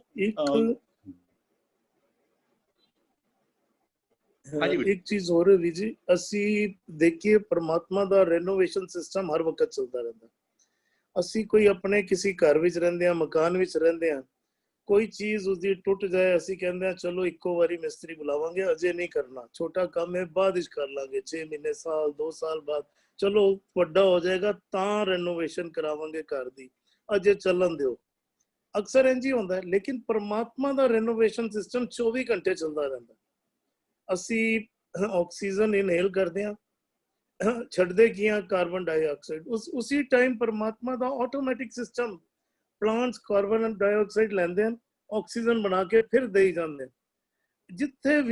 ਜਿੱਥੇ ਹੁਣੇ ਕੁਝ ਖਾਣ ਦੀ ਚੀਜ਼ ਥੱਲੇ ਸੁੱਟੀ ਉਸੇ ਟਾਈਮ ਕੀੜੇ ਮਕੌੜੇ ਉਹਨੂੰ ਸੰਭਾਲਣ ਲਈ ਆ ਜਾਣਗੇ ਜਿੱਥੇ ਵੀ ਅਸੀਂ ਦੇਖੀਏ 24 ਘੰਟੇ ਪਰਮਾਤਮਾ ਦਾ ਰੈਨੋਵੇਸ਼ਨ ਸਿਸਟਮ ਹਰ ਵਕਤ ਚੱਲ ਰਿਹਾ ਉਸੇ ਰੈਨੋਵੇਸ਼ਨ ਸਿਸਟਮ ਦੇ ਵਿੱਚ ਜਿਸ ਤਰ੍ਹਾਂ ਕਾਰ ਵਿਹਾਰ ਹੁੰਦੀ ਜਾਂਦੀ ਹੈ ਜਦੋਂ ਇੰਝ ਕਹਿ ਲਈਏ ਅੱਤ ਵੱਧ ਜਾਂਦਾ ਇੱਕ ਪਾਸੇ ਹੁਣ ਅੱਤ ਵੱਧ ਗਿਆ ਤਈਓ ਕਰੋਨਾ ਅਸੀਂ ਮੈਂ ਕਹਾਂਗਾ ਭਾਵੇਂ ਮੈਨ ਮੇਡ ਹੈ ਭਾਵੇਂ ਹਿਊਮਨ ਮੇਡ ਹੈ ਭਾਵੇਂ ਪਰਮਾਤਮਾ ਦਾ ਭੇਜਿਆ ਹੋਇਆ ਪਰ ਸਾਡੇ ਸਾਰਿਆਂ ਨੂੰ ਡੱਕ ਕੇ ਅੰਦਰ ਬਿਠਾਤਾ ਔਰ ਇਸ ਪੀਰੀਅਡ ਦੇ ਅੰਦਰ 2-3 ਮਹੀਨੇ ਦੇ ਅੰਦਰ ਕਿੰਨੀ ਇੰਝ ਕਹਿ ਲਈਏ ਜਿਹੜੀ ਪਹਾੜੀਆਂ ਸਾਨੂੰ ਨੇੜੇ ਜਾ ਕੇ ਵੀ ਨਹੀਂ ਨਜ਼ਰ ਆਉਂਦੀਆਂ ਸੀਗੀਆਂ ਹਿਲ ਸਟੇਸ਼ਨ ਦੀ ਉਹ ਸੈਂਕੜੋਂ ਮੀਲ ਦੂਰ ਤੋਂ ਨਜ਼ਰ ਆਉਣੀ ਸ਼ੁਰੂ ਹੋ ਗਈਆਂ ਕਿੰਨਾ ਰੈਨੋਵੇਸ਼ਨ ਇੰਝ ਕਹਿ ਲਈਏ ਤੇ ਪ੍ਰਮਾਤਮਾ ਦਾ ਬਣਾਇਆ ਜਿਹੜਾ ਸਿਸਟਮ ਹੈ, ਪ੍ਰਮਾਤਮਾ ਦਾ ਬਣਾਇਆ, ਭਾਵੇਂ ਹਿਊਮਨ ਮੇਡ ਵੀ ਹੋਏ ਕਰੋਨਾ, ਪਰ ਤਾਂ ਵੀ ਪ੍ਰਮਾਤਮਾ ਦੇ ਹੁਕਮ ਵਿੱਚ ਹੀ ਹੈ। ਮੈਂ ਤੇ ਉਹਨੂੰ ਇੰਝ ਹੀ ਮੰਨਾਂਗਾ, ਭਾਵੇਂ ਕਿਸੇ ਮਨੁੱਖ ਨੇ ਆਰਟੀਫੀਸ਼ੀਅਲੀ ਬਣਾ ਕੇ ਭੇਜਿਆ, ਪਰ ਤਦ ਵੀ ਉਸਦੇ ਪ੍ਰਮਾਤਮਾ ਦੇ ਹੁਕਮ ਵਿੱਚ ਹੀ ਵਰਤ ਰਿਹਾ, ਤੇ ਉਹ ਰੈਨੋਵੇਸ਼ਨ ਸਿਸਟਮ ਵੀ ਹਰ ਵਕਤ ਚੱਲਦਾ ਰਹਿੰਦਾ। ਭੂਆ ਜੀ, ਆਪ ਜੀ ਸ਼ਬਦ ਦੇ ਵੀ ਵਿਚਾਰ ਦਿਆ ਜੇ ਤੇ ਇਸ ਵਿਸ਼ੇ ਉੱਤੇ ਵੀ ਆਪ ਜੀ ਜ਼ਰੂਰ ਸਾਂਝ ਪਾਇਆ ਜੇ please. Let me see another prospect of it, क्योंकि अरविंदर ने काफी कुछ क्लियर ते कीता है, but somewhere ਅਸੀਂ ਨਾ ਇੱਕ blame game ਚੱਲ ਰਿਹਾ ਹੈ। We are blaming him that कि ਉਹ ਸਾਨੂੰ ਇੱਕ ਰਾਜੇ ਤੋਂ ਗਰੀਬ ਬਣਾ ਦਿੰਦਾ, ਗਰੀਬ ਤੋਂ ਅਮੀਰ ਬਣਾ ਦਿੰਦਾ ਹੈ। So this is like a blame game। ਪਰ ਬਾਣੀ ਹਮੇਸ਼ਾ ਸਾਨੂੰ ਸਿਖਾਉਂਦੀ ਹੈ, please take your own responsibility। ਜ਼ਿੰਦਗੀ ਦੇ ਵਿੱਚ you have to take your own responsibility। Now if I take, ਇੱਕ ਸਕੂਲ ਦੇ ਵਿੱਚ pink card is given, a pink card is given to a person who gets 90 above. A blue card is given to a person who gets above 60. And a yellow card is given to a person who fails and is going to be rusticated. एक law दस दिता गया। जिस बच्चे ने मेहनत की थी उसको एक पिंक कार्ड मिल गया, जिसने एवरेज किया उसको मिल गया ब्लू कार्ड, और जिसने मेहनत ही नहीं की थी उसको येलो कार्ड मिल गया, रस्टिकेट हो गया। What will you give the blame? Whom will you give the blame game?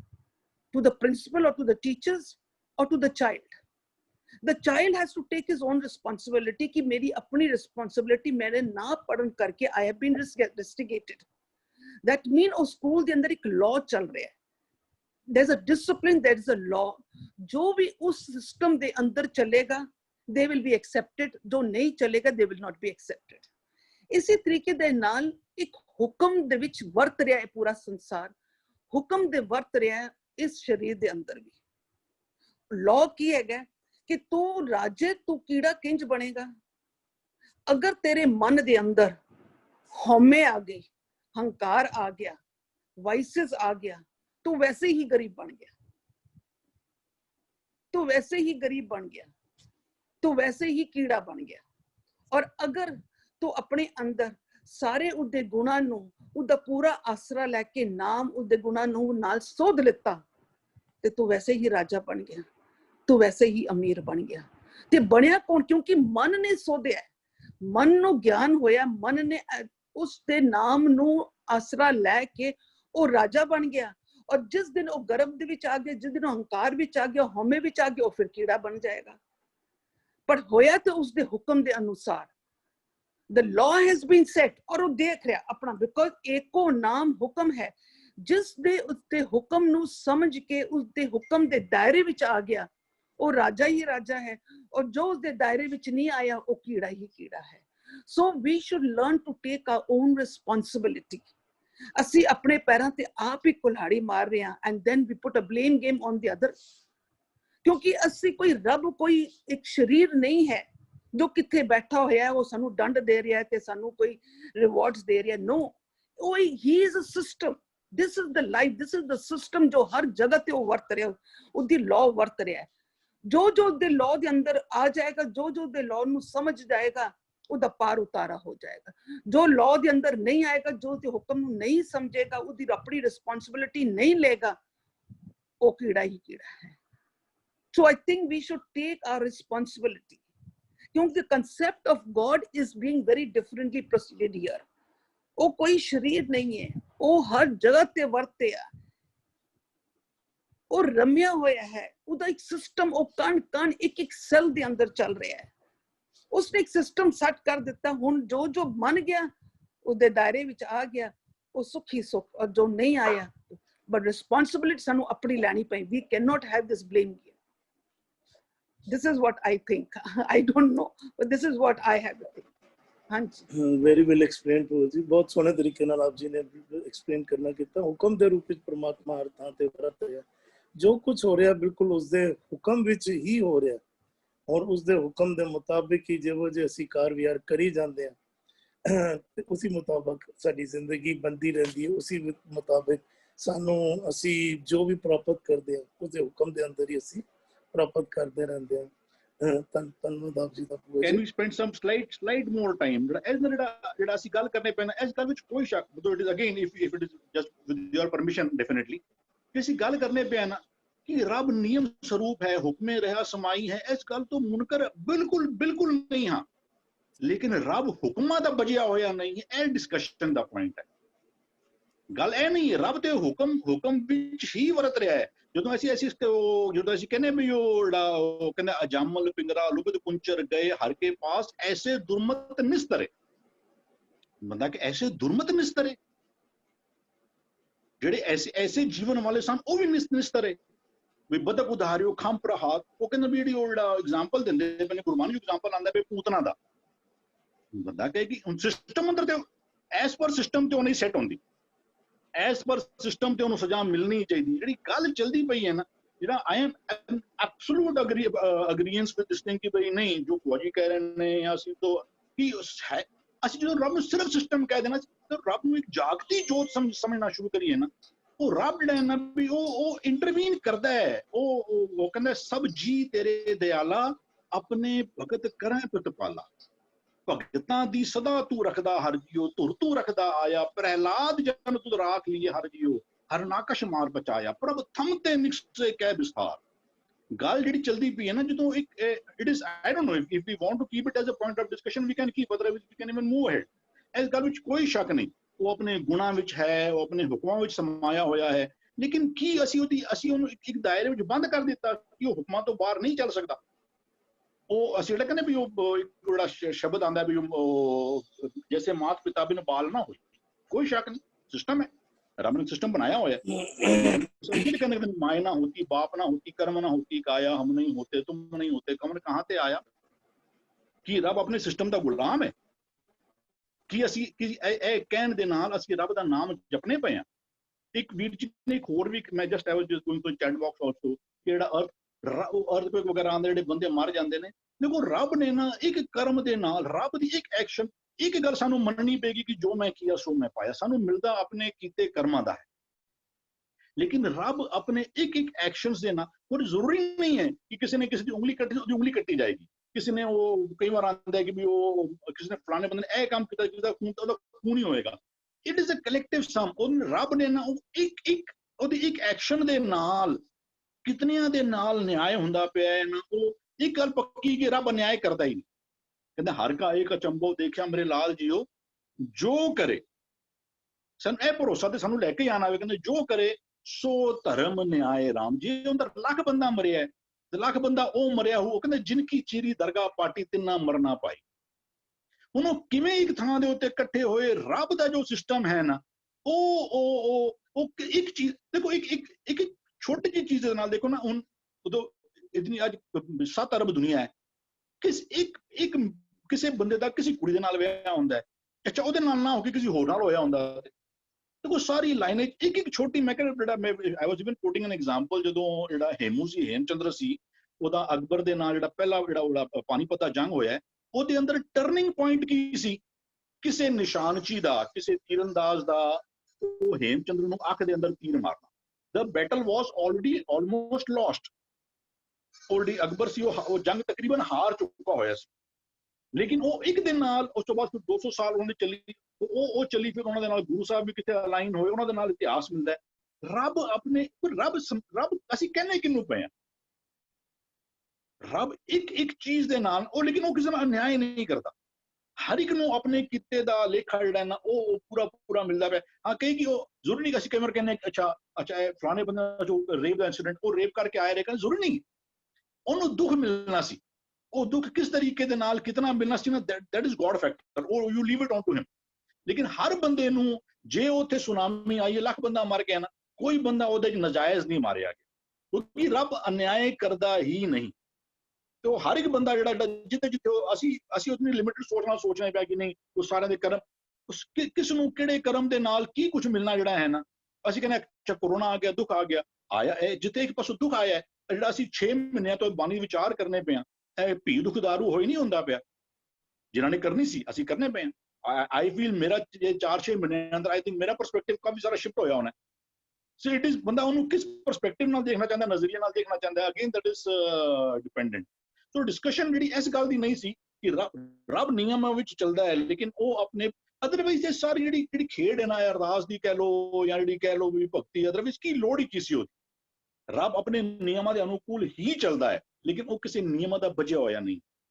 ਔਰ ਐਸਾ ਵੀ ਨਹੀਂ ਹੈ ਕਿ ਉਹ ਕਿਸੇ ਵਾਸਤੇ ਵੀ ਜੋ ਮਰਜ਼ੀ ਲੇਕਿਨ ਜੇ ਅੱਜ ਕੱਲ੍ਹ ਪ੍ਰਭ ਭਾਵ ਹੈ, ਜੇ ਰੱਬ ਨੂੰ ਪਾਉਂਦਾ ਹੈ ਨਾ, ਤੂੰ ਮਨ ਵਿੱਚ ਇਹ ਭਰੋਸਾ ਲੈ ਕੇ ਆ ਜਾ ਕਿ ਜੇ ਰੱਬ ਨੂੰ ਪਾਇਆ ਤੇ ਉਹਨਾਂ ਨੇ ਤੇ ਐਸੇ ਵੀ ਨਿਸਤਾਰ ਦਿੱਤੇ ਜੋ ਜਿਨ੍ਹਾਂ ਦੇ ਬਾਰੇ ਕਹਿੰਦੇ ਐਸੇ ਦੁਰਮਤ ਨਿਸਤਰ ਹੈ।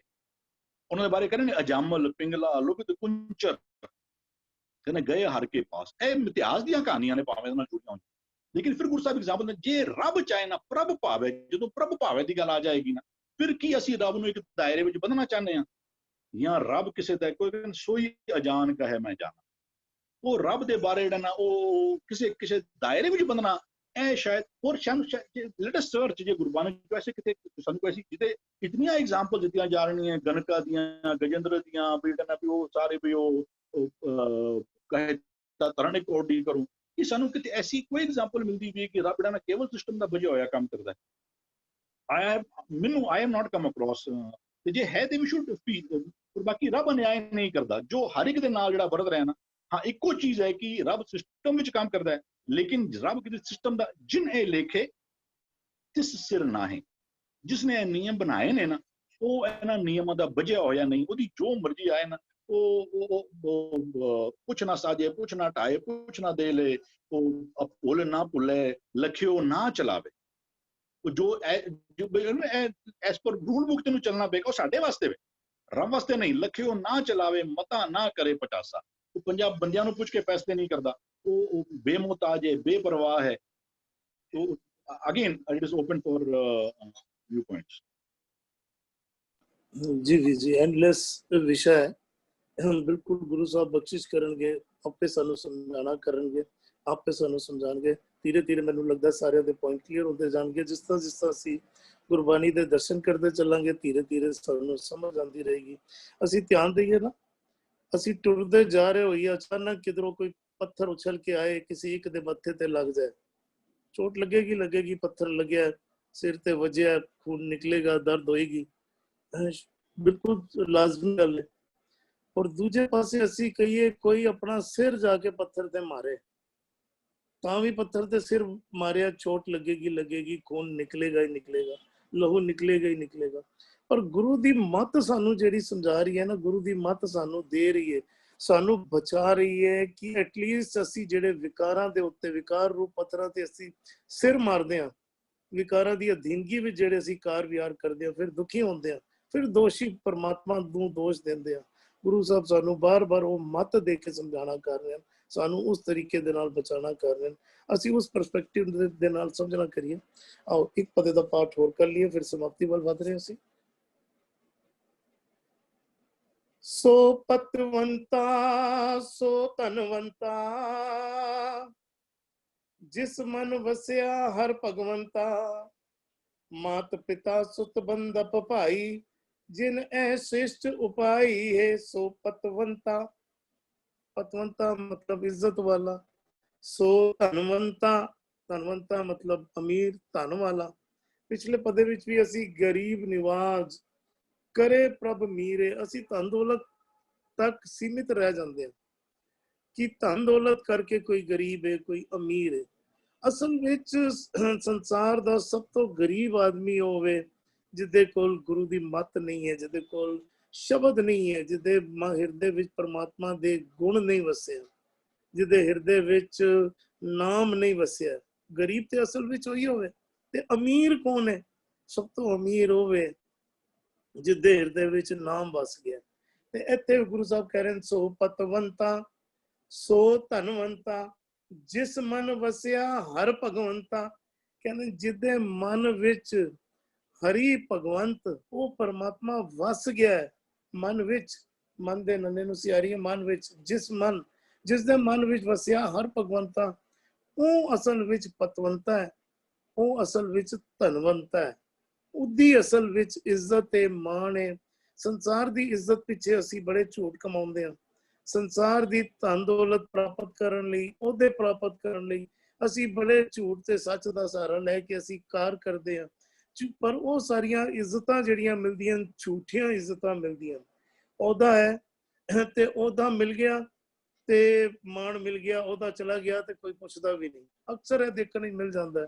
ਧਨ ਦੌਲਤ ਹੈ ਤੇ ਇੱਜ਼ਤ ਕਰ ਰਹੇ ਹਨ, ਜੇ ਧਨ ਦੌਲਤ ਚਲੀ ਗਈ ਤੇ ਇੱਜ਼ਤ ਵੀ ਝੂਠੀ ਜਿਹੜੀ ਇੱਜ਼ਤ ਕਮਾਈ ਸੀ ਉਹ ਵੀ ਨਾਲ ਚਲੀ ਗਈ। ਤੇ ਗੁਰੂ ਸਾਹਿਬ ਸਮਝਾ ਰਹੇ ਹਨ, ਸੋ ਪਤਵੰਤਾ ਸੋ ਧਨਵੰਤਾ ਜਿਸ ਮਨ ਵਸਿਆ ਹਰ ਭਗਵੰਤਾ, ਮਾਤ ਪਿਤਾ ਸੁਤ ਬੰਦਪ ਭਾਈ ਜਿਨੇ ਸਿਸ਼ਟ ਉਪਾਈ ਹੈ।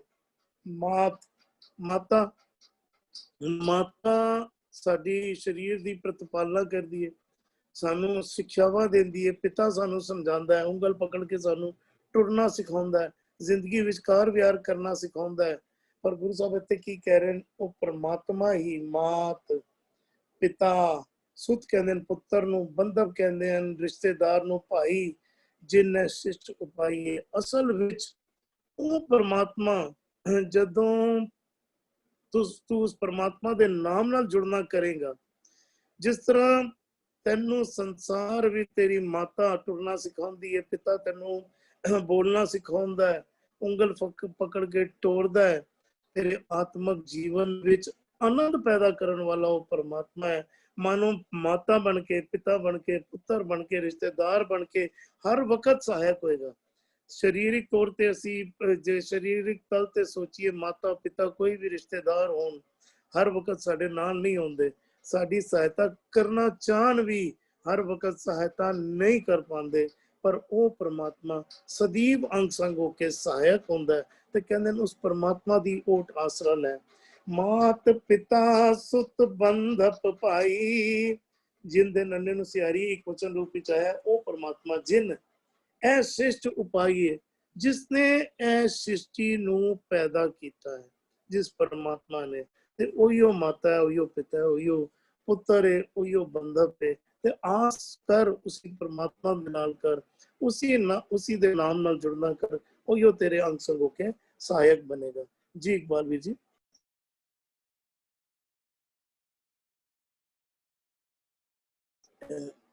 इकबाल एक मिनट, मैं वीर जी ऑन कर रहे हैं आप जी दी ऑडियो।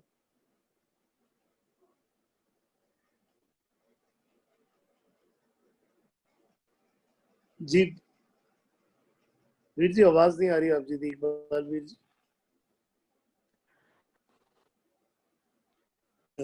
माफी चाहता वीर जी, नेट दी प्रॉब्लम लग रही है आप जी दी। आज फिर चेक करे जे, लीव करके रीजॉइन करे जे, तब तक हरविंदर वीर जी विचार रख दें। जी हरविंदर वीर जी। ਇੱਥੇ ਵੀ ਜਿਹੜਾ ਅਸੀਂ ਆਮ ਤੌਰ ਤੇ ਜੋ ਪੈਰਾਮੀਟਰਸ ਕਹਿ ਲਓ, ਜਾਂ ਵੀ ਜੋ ਅਸੀਂ ਜੋ ਕਸਵੱਟੀਆਂ ਜ਼ਿੰਦਗੀ ਦੀਆਂ ਬਣਾਈਆਂ ਹੋਈਆਂ ਨੇ ਨਾ, ਅਸੀਂ ਜੋ ਚਾਹੁੰਦੇ ਆ ਕਿ ਸਾਨੂੰ ਸਮਾਜਿਕ ਤੌਰ ਦੇ ਉੱਤੇ ਸਾਨੂੰ ਪਦ ਇੱਜ਼ਤ ਮਿਲੇ, ਅਸੀਂ ਬਹੁਤ ਸਾਰੇ ਜਿਹੜੇ ਕਰਮ ਕਰੀ ਜਾਂਦੇ ਪਏ ਆ ਨਾ, ਉਹਨਾਂ ਦੇ ਪਿੱਛੇ ਸੋਚ ਜਿਹੜੀ ਹੈ ਨਾ, ਇਹ ਜਿਹੜਾ ਅਸੀਂ ਵਿਸ਼ਕਾਰ ਵੀ ਜਿਹੜਾ ਵੀ ਘੂੰਗਟ ਜਿਹੜਾ ਸੀ ਉਹ ਲਾਜ ਮਰੰਤੀ ਮਰ ਗਈ, ਘੂੰਗਟ ਖੋਲ ਚੱਲੀ, ਕਹਿੰਦੇ ਪ੍ਰਭ ਮਿਲਨੇ ਕੀ ਇਹ ਨਿਸ਼ਾਨੀ, ਮਨ ਤਨ ਅਰਪ ਤਜ ਲਾਜ ਲੋਕਾਨੀ। ਗੁਰੂ ਜਿਹੜੀ ਸਹੀ ਇੱਜ਼ਤ ਜਿਹਨੂੰ ਕਹਿੰਦੇ ਪਏ ਨਾ, ਵੀ ਗੁਰੂ ਦੇ ਨਜ਼ਰਾਂ ਵਿੱਚ ਗੁਰੂ ਦਾ ਟੱਚ ਸਟੋਨ ਕੀ ਹੈ। ਸਾਡਾ ਟੱਚ ਸਟੋਨ ਹੈ, ਅਸੀਂ ਫਾਈਨੈਂਸ਼ੀਅਲੀ ਅਮੀਰ ਹੋਣਾ ਚਾਹੁੰਦੇ ਹਾਂ, ਅਸੀਂ ਚਾਹੁੰਦੇ ਹਾਂ ਕਿ ਸਮਾਜਿਕ ਤੌਰ ਦੇ ਉੱਤੇ ਜਿਹੜਾ ਹੈ ਨਾ, ਵੀ ਸਾਡੀ ਜਿਹੜੀ ਪਦ ਇੱਜ਼ਤ ਜਿਹੜੀ ਨਾ ਹਰ ਬੰਦਾ ਮੈਨੂੰ ਪੁੱਛ ਕੇ ਚੱਲੇ।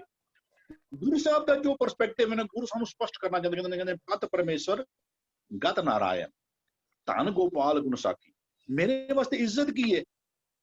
ਰੱਬ ਦੇ ਨਾਲ ਜੁੜਨਾ, ਰੱਬ ਦੇ ਨਾਲ ਸਾਂਝ ਪਾ ਲੈਣੀ। ਇਹ ਹੀ ਕਹਿੰਦੇ ਚੀਤ ਆਵੇ ਤਬ ਹੀ ਪਤ ਪੂਰੀ, ਬਿਸਰਤ ਰਲੀਏ ਖਾਕ। ਅਸੀਂ ਜਿਹੜੀ ਇੱਕ ਇੱਜ਼ਤ ਅਸੀਂ ਇੱਕ ਕਹਿ ਰਹੇ ਹਾਂ, ਜੋ ਸਾਨੂੰ ਸਮਾਜਿਕ ਤੌਰ ਦੇ ਉੱਤੇ ਸਾਨੂੰ ਜਿਹੜਾ ਨਾ ਵੀ ਉਹ ਜਿਹੜੀ ਮਿਲਦੀ ਹੈ, ਉਹ ਇੱਕ ਹੋਰ ਕਹਿੰਦੇ ਪ੍ਰਾਣੀ ਏਕੋ ਨਾਮ ਧਿਆਓ ਆਪਣੀ ਪਤ ਸੇਤੀ ਕਰ ਜਾਓ। ਗੁਰੂ ਜੀ ਨੂੰ ਇੱਜ਼ਤ ਕਹਿੰਦੇ ਪਏ ਨੇ ਇੱਥੇ, ਕਹਿੰਦੇ ਵੀ ਸੋ ਪਤਵੰਤਾ ਕੌਣ? ਕਹਿੰਦੇ ਵੀ ਜਿਨ ਮਨ ਵਸਿਆ ਹਰ ਭਗਵੰਤਾ। ਇਹ ਬੜਾ ਪਿਆਰਾ ਸ਼ਬਦ ਹੈ ਜਿੱਥੇ ਕਹਿੰਦੇ ਵੀ ਸ਼ਾਇਦ ਕਬੀਰ ਦਾ ਸ਼ਬਦ ਹੈ, ਕਹਿੰਦਾ ਨੇ ਕਹਿੰਦਾ ਜਬ ਹਮ ਏਕ ਹੈ ਏਕ ਕਰ ਜਾਣਿਆ, ਕਹਿੰਦਾ ਤਬ ਲੋਕਾਂ ਕਾਹੇ ਦੁੱਖ ਮਾਨਿਆ। ਜਦੋਂ ਮੈਂ ਇੱਕ ਰੱਬ ਦੀ ਗੱਲ ਕਰਨਾ ਵਾ, ਦੇਖੋ ਉਸ ਟਾਈਮ ਜਿਹੜਾ ਸਮਾਜ ਸੀ, ਕਬੀਰ ਸਾਹਿਬ ਜਿਹੜੇ ਨੇ ਬਨਾਰਸ ਦੇ ਰਹਿਣ ਵਾਲੇ ਨੇ, ਉਹ ਹਿੰਦੂ ਮਤ ਦਾ ਬਹੁਤ ਪ੍ਰਭਾਵ ਹੈ ਉੱਥੇ ਗੱਲਾਂ ਚੱਲਦੀਆਂ ਹੋਣੀਆਂ ਨੇ 33 ਕਰੋੜ ਦੇਵਤਿਆਂ ਦੀਆਂ। ਹੁਣ ਕਬੀਰ ਸਾਹਿਬ ਕਹਿੰਦੇ ਨੇ ਕਿ ਜਦੋਂ ਮੈਨੂੰ ਜਦੋਂ ਇਹ ਗੱਲ ਸਮਝ ਆ ਗਈ, ਜਦੋਂ ਮੈਂ ਇੱਕ ਰੱਬ ਦੀ ਗੱਲ ਮੈਨੂੰ ਸਮਝ ਆ ਗਈ ਨਾ, ਬੜਾ ਮੁਸ਼ਕਿਲ ਹੈ ਆਪਣੀ ਉਹ ਆਸ-ਪਾਸ ਦਾ ਹਰ ਬੰਦਾ ਕਿਸੇ ਅਗਲੀ ਵਿਚਾਰਧਾਰਾ ਦੂਜੀ ਵਿਚਾਰਧਾਰਾ ਨੂੰ ਜਿਹੜਾ ਨਾ ਉਹ ਉਹਦੀ ਪ੍ਰੋੜਤਾ ਕਰਦਾ ਹੋਵੇ, ਸਮਾਂ ਵੀ ਐਸਾ ਹੋਵੇ, ਰਾਜ ਵੀ ਉਹਨਾਂ ਦਾ ਹੋਵੇ, ਫਿਰ ਕਿਸੇ ਗੱਲ ਨੂੰ ਰੱਖਣੀ। ਕਹਿੰਦਾ ਜਦ ਹਮ ਇੱਕੋ ਇੱਕ ਕਰ ਜਾਣੇ ਆ, ਕਹਿੰਦਾ ਜਦੋਂ ਮੈਂ ਇੱਕ ਰੱਬ ਦੀ ਮੈਨੂੰ ਜਦੋਂ ਇਹ ਭਰੋਸਾ, ਯਕੀਨ, ਕਨਵਿਕਸ਼ਨ ਆ ਗਿਆ ਕਿ ਰੱਬ ਇੱਕ ਹੈ, ਇੱਕ ਤੋਂ ਦੂਜਾ ਕੋਈ ਹੋ ਹੀ ਨਹੀਂ ਸਕਦਾ। ਤੇ ਜਦ ਹਮ ਇੱਕੋ ਇੱਕ ਕਰ ਜਾਣਗੇ ਤਬ ਲੋਕਾਂ ਕਾਹੇ ਦੁੱਖ ਮਾਨਿਆ, ਲੋਕ ਜਿਹੜੇ ਬੜੇ ਨਾਰਾਜ਼ ਹੁੰਦੇ ਨੇ ਮੇਰੇ, ਉਹ ਇਸ ਗੱਲ ਦਾ ਦੁੱਖ ਮਨਾਉਂਦੇ ਨੇ ਕਿ ਤੂੰ ਇੱਕ ਰੱਬ ਦੀ ਗੱਲ ਕਰਨਾ। ਉਹਨਾਂ ਦੇ ਹਿਸਾਬ ਨਾਲ ਤੇ 33 ਕਰੋੜ ਸਨ, ਜਾਂ ਉਹ ਤ੍ਰਿਦੇਵ ਵੀ ਕਹਿੰਦੇ, ਉਹਨਾਂ ਜਿਹੜੇ ਮੁੱਖ ਜਿਹੜੇ ਦੇਵਤੇ ਨੇ ਉਹਨਾਂ ਨੇ 3 ਹਿੱਸਿਆਂ ਵਿੱਚ ਵੰਡੇ ਹੋਏ ਸਨ, 3 ਦੀਆਂ ਵੱਖ-ਵੱਖ ਡਿਊਟੀਆਂ ਸਨ। ਕਹਿੰਦਾ ਤਬ ਲੋਕਾਂ ਕਾਹੇ, ਕਹਿੰਦੇ ਹਮ ਅਪੱਤ ਹੈ, ਲੋਕਾਂ ਨੇ ਬੜਾ ਬੇਇੱਜ਼ਤ ਕੀਤਾ। ਲੋਕ ਬੜੇ ਉਹਨਾਂ ਨੇ ਮੇਰੇ ਤੇ ਲਾਂਛਨ ਲਾਏ, ਉਹਨਾਂ ਨੇ ਮੈਨੂੰ ਮਾੜਾ ਚੰਗਾ ਕਿਹਾ, ਬੌਰਾ ਕਿਹਾ। ਉਹ ਕਹਿੰਦੇ ਲੋਕ ਕਹੇ ਕਬੀਰ ਬੋਰਾਨਾ, ਲੋਕਾਂ ਨੇ ਕਈ ਕਿਸਮ ਦੀਆਂ ਗੱਲਾਂ। ਕਹਿੰਦੇ ਹਮ ਅਪੱਤ ਹੈ, ਆਪਣੀ ਪਤ ਖੋਈ, ਮੈਂ ਆਪਣੀ ਇੱਜ਼ਤ ਗਵਾ ਲਿੱਤੀ। ਅੱਗੇ ਕਹਿੰਦੇ ਹਮਰੇ ਖੋਜ ਪਰੋ ਮਤ ਕੋਈ, ਕਹਿੰਦਾ ਜੇ ਜੋ ਗੱਲ ਮੈਨੂੰ ਮੇਰੀ ਖੋਜ ਦੇ ਨਾਲ ਮੈਨੂੰ ਇਹ ਗੱਲ ਸਮਝ ਆ ਰਹੀ ਹੈ ਕਿ ਰੱਬ ਇੱਕੋ ਹੀ ਹੈ, ਰੱਬ ਦੂਜਾ ਨਹੀਂ ਹੋ ਸਕਦਾ। ਕਹਿੰਦਾ ਜੇ if you don't agree with me, ਕਹਿੰਦਾ ਹਮਰੇ ਖੋਜ ਪਰੋ ਮਤ ਕੋਈ, ਕਹਿੰਦਾ ਜੇ ਤੁਹਾਨੂੰ ਮੇਰੀ ਗੱਲ ਨਹੀਂ ਚੰਗੀ ਲੱਗਦੀ, ਜੋ ਮੈਂ ਗੱਲ ਖੋਜੀ, ਜੋ ਗੱਲ ਮੈਨੂੰ ਸਹੀ ਲੱਗਦੀ ਪਈ ਹੈ, if you don't want to follow, please ਤੁਹਾਨੂੰ ਆਪਣੀ ਹਰ ਬੰਦੇ ਨੂੰ ਆਪਣੀ ਵਿਚਾਰਧਾਰਾ ਰੱਖਣ ਦੀ ਜਿਹੜੀ ਨਾ ਉਹ ਖੁੱਲ੍ਹ ਤੇ ਉਹ ਹੈ ਹੀ ਹੈ। ਗੁਰਬਾਣੀ ਤੇ ਐਸੀ ਹੈ, ਗੁਰਮਤਿ ਦਾ ਸਿਧਾਂਤ ਐਸਾ ਹੈ ਕਿ ਅਸੀਂ ਜਨੇਊ ਨਾ ਪਾਉਂਦਿਆਂ ਹੋਇਆਂ ਵੀ ਕਿਸੇ ਦਾ ਜੋ ਅਧਿਕਾਰ ਹੈ ਜਨੇਊ ਪਾਉਣ ਦਾ, ਉਹਦੇ ਵਾਸਤੇ ਆਪਣੀ ਜਾਨ ਤੱਕ ਦੇਣ ਨੂੰ ਤਿਆਰ ਆ। ਕਹਿੰਦੇ ਵੀ ਜੇ ਕੋਈ ਨਹੀਂ, ਕਹਿੰਦੇ ਹਮ ਅਪੱਤ ਹੈ, ਮੈਨੂੰ ਲੋਕਾਂ ਨੇ ਬਹੁਤ ਡਿਸਰਿਸਪੈਕਟ ਕੀਤਾ, ਕਹਿੰਦੇ ਆਪਣੀ ਪਤ ਖੋਈ, ਮੈਂ ਲੋਕਾਂ ਦੀ ਨਜ਼ਰਾਂ ਵਿੱਚ ਬਹੁਤ ਬੇਇੱਜ਼ਤ ਹੋਇਆ। ਕਹਿੰਦੇ ਤੁਸੀਂ ਭਾਵੇਂ ਹਮਰੇ ਖੋਜ ਕਰੋ ਮਤ ਕੋਈ, ਕਹਿੰਦੇ ਹਮ ਮੰਦੇ, ਕਹਿੰਦੇ ਤੁਸੀਂ ਕਹਿੰਦੇ ਮਾੜਾ, ਕਹਿੰਦਾ ਕੋਈ ਗੱਲ ਨਹੀਂ, ਐਕਸੈਪਟਡ। ਤੁਸੀਂ ਕਹਿੰਦੇ ਮਾੜਾ, ਕਹਿੰਦਾ ਬਹੁਤ ਮਾੜਾ। ਹਮ ਮੰਦੇ ਮਨ ਮਾਈ, ਕਹਿੰਦਾ ਇਹਦੇ ਦਿਲੋਂ ਹੀ ਨਲਾਇਕ ਹੈ, ਇਹ ਤੇ ਇੱਕਦਮ ਜੜੋਂ ਹੀ ਨਾਲਾਇਕ ਹੈ। ਕਹਿੰਦਾ ਹਮ ਮੰਦੇ ਮਨ ਮਾਈ। ਲੇਕਿਨ ਅੱਗੇ ਕਹਿੰਦੇ ਸਾਂਝ ਪਾਤ ਕਾਹੂ ਸਿਓ ਨਾ, ਮੈਂ ਇਸ ਗੱਲ ਤੇ ਕੰਪਰੋਮਾਈਜ਼ ਨਹੀਂ ਕਰਨਾ ਚਾਹੁੰਦਾ। ਜੋ ਗੱਲ ਦਾ ਕਨਵਿਕਸ਼ਨ ਮੈਨੂੰ ਹੋ ਚੁੱਕਾ ਹੈ ਨਾ, ਜਿਸ ਗੱਲ ਦੀ ਮੈਨੂੰ ਦ੍ਰਿੜਤਾ, ਜਦ ਹਮ ਇੱਕੋ ਇੱਕ ਕਰ ਜਾਣਿਆ, ਜਦੋਂ ਮੈਨੂੰ ਇਹ ਯਕੀਨ, ਭਰੋਸਾ, ਕਨਵਿਕਸ਼ਨ ਹੋ ਗਿਆ ਹੈ ਕਿ ਰੱਬ ਇੱਕੋ ਇੱਕ ਹੈ। ਕਹਿੰਦੇ ਤੁਸੀਂ ਮੈਨੂੰ ਮਾੜਾ ਕਹਿਣਾ ਚਾਹੁੰਦੇ ਹੋ, ਕਹਿੰਦਾ ਕਹਿ ਲਓ, ਮੈਂ ਐਕਸੈਪਟ ਕਰਨਾ ਮੈਂ ਮਾੜਾ ਵਾਂ, ਮੈਂ ਦਿਲੋਂ ਹੀ ਮਾੜਾ ਵਾਂ। ਹਮ ਮੰਦੇ ਮਨ ਮਾਹੀ, ਸਾਂਝ ਪਾਤ ਕਾਹੂ ਸਿਓ ਨਾਹੀ, ਮੈਂ ਕੋਈ ਕਿਸੇ ਦੇ ਨਾਲ ਕੋਈ ਉਹ ਕੰਪਰੋਮਾਈਜ਼ ਨਹੀਂ ਕਰ ਸਕਦਾ ਇਸ ਸਿਧਾਂਤ ਦੇ ਉੱਤੇ। ਕਹਿੰਦੇ ਪਤ ਅਪਤ ਤਾਂ ਕੀ ਨਹੀਂ ਲਾਜ, ਜਿਹੜੀ ਦੁਨਿਆਵੀ ਇੱਜ਼ਤ ਪਤ ਹੈ ਨਾ, ਕਹਿੰਦਾ ਮੈਨੂੰ ਉਹਦੀ ਚਿੰਤਾ ਫਿਕਰ ਨਹੀਂ ਹੈ। ਮੈਨੂੰ ਕਿਹਦੀ ਚਿੰਤਾ ਫਿਕਰ, ਉਹ ਸਾਨੂੰ ਅਗਲੀ ਲਾਈਨਾਂ ਸਪਸ਼ਟ ਕਹਿੰਦੇ ਪਤ ਅਪਤ ਤਾਂ ਕੀ ਨਹੀਂ ਲਾਜ, ਕਹਿੰਦਾ ਤਬ ਜਾਣੋਗੇ ਜਬ ਉਗਰੇ ਗੋ ਪਾਜ, ਕਹੋ ਕਬੀਰ ਪਤ ਹਰ ਪ੍ਰਵਾਨ। ਸਹੀ ਇੱਜ਼ਤ ਕੀ ਹੈ? ਜਿਹੜਾ ਅਸੀਂ ਜਪਜੀ ਸਾਹਿਬ ਜੀ ਪੜ੍ਹਨਾ, ਜੇ ਜੁਗ ਚਾਰੇ ਆਰ ਜਾਂ ਹੋਰ ਸੁਣੀ ਹੋਏ, ਨਵਾਂ ਖੰਡਾ ਵਿੱਚ ਜਾਣੀਏ, ਨਾਲ ਚਲੇ ਸਭ ਕੋਈ, ਚੰਗਾ ਨਾਮ ਰਖਾਏਗੇ, ਜਸ ਕੀ ਦਾ ਜਗ। ਕਹਿੰਦੇ ਜੇ ਤਿਸ ਨਦਰ ਨਾ ਆਵੇ, ਗੱਲ ਆ ਕੇ ਕਿੱਥੇ ਟਿਕਣੀ ਕਿ ਰੱਬ ਨੂੰ ਸਮਾਜਿਕ ਤੌਰ ਤੇ ਐਕਸੈਪਟ ਹੋ ਗਏ, ਪ੍ਰਧਾਨ ਮੰਤਰੀ ਹੈ, ਪ੍ਰੈਜ਼ੀਡੈਂਟ ਹੈ, ਦੁਨੀਆ ਤੇ ਰਾਜ ਚੱਲਦਾ ਹੋਏਗਾ ਤੇਰਾ। ਲੇਕਿਨ ਕਹਿੰਦੇ ਜੇ ਤਿਸ ਨਦਰ ਨਾ ਆਵੇ ਤਾਂ ਵਾਤ ਨਾ ਪੁੱਛੇ ਕਿ ਕੀਟਾਂ ਅੰਦਰ ਕੀਟ ਕਰ ਦੋਸ਼ੀ ਦੋਸ਼ ਧਰੇ। ਉਹ ਗੱਲ ਸਾਡੀ ਆ ਕੇ ਮੁੱਕਣੀ ਹੈ ਵੀ ਉਹ ਰੱਬ ਨੂੰ ਅਸੀਂ ਪ੍ਰਵਾਨ ਹੋਏ ਵੀ ਨਾ, ਉਹ ਨਹੀਂ। ਕਹਿੰਦੇ ਵੀ ਸੋ ਪਤਵੰਤਾ ਸੋ ਧਰਮ। ਗੁਰੂ ਸਾਹਿਬ ਕਿਹਨੂੰ ਪਤਵੰਤਾ ਕਹਿੰਦੇ ਨੇ? ਕਹਿੰਦੇ ਪਤ ਪਰਵਾਨਾ ਪਿੱਛੇ ਪਾਈਏ ਤਾਂ ਨਾਨਕ ਤੋਲਿਆ ਜਾਪੇ।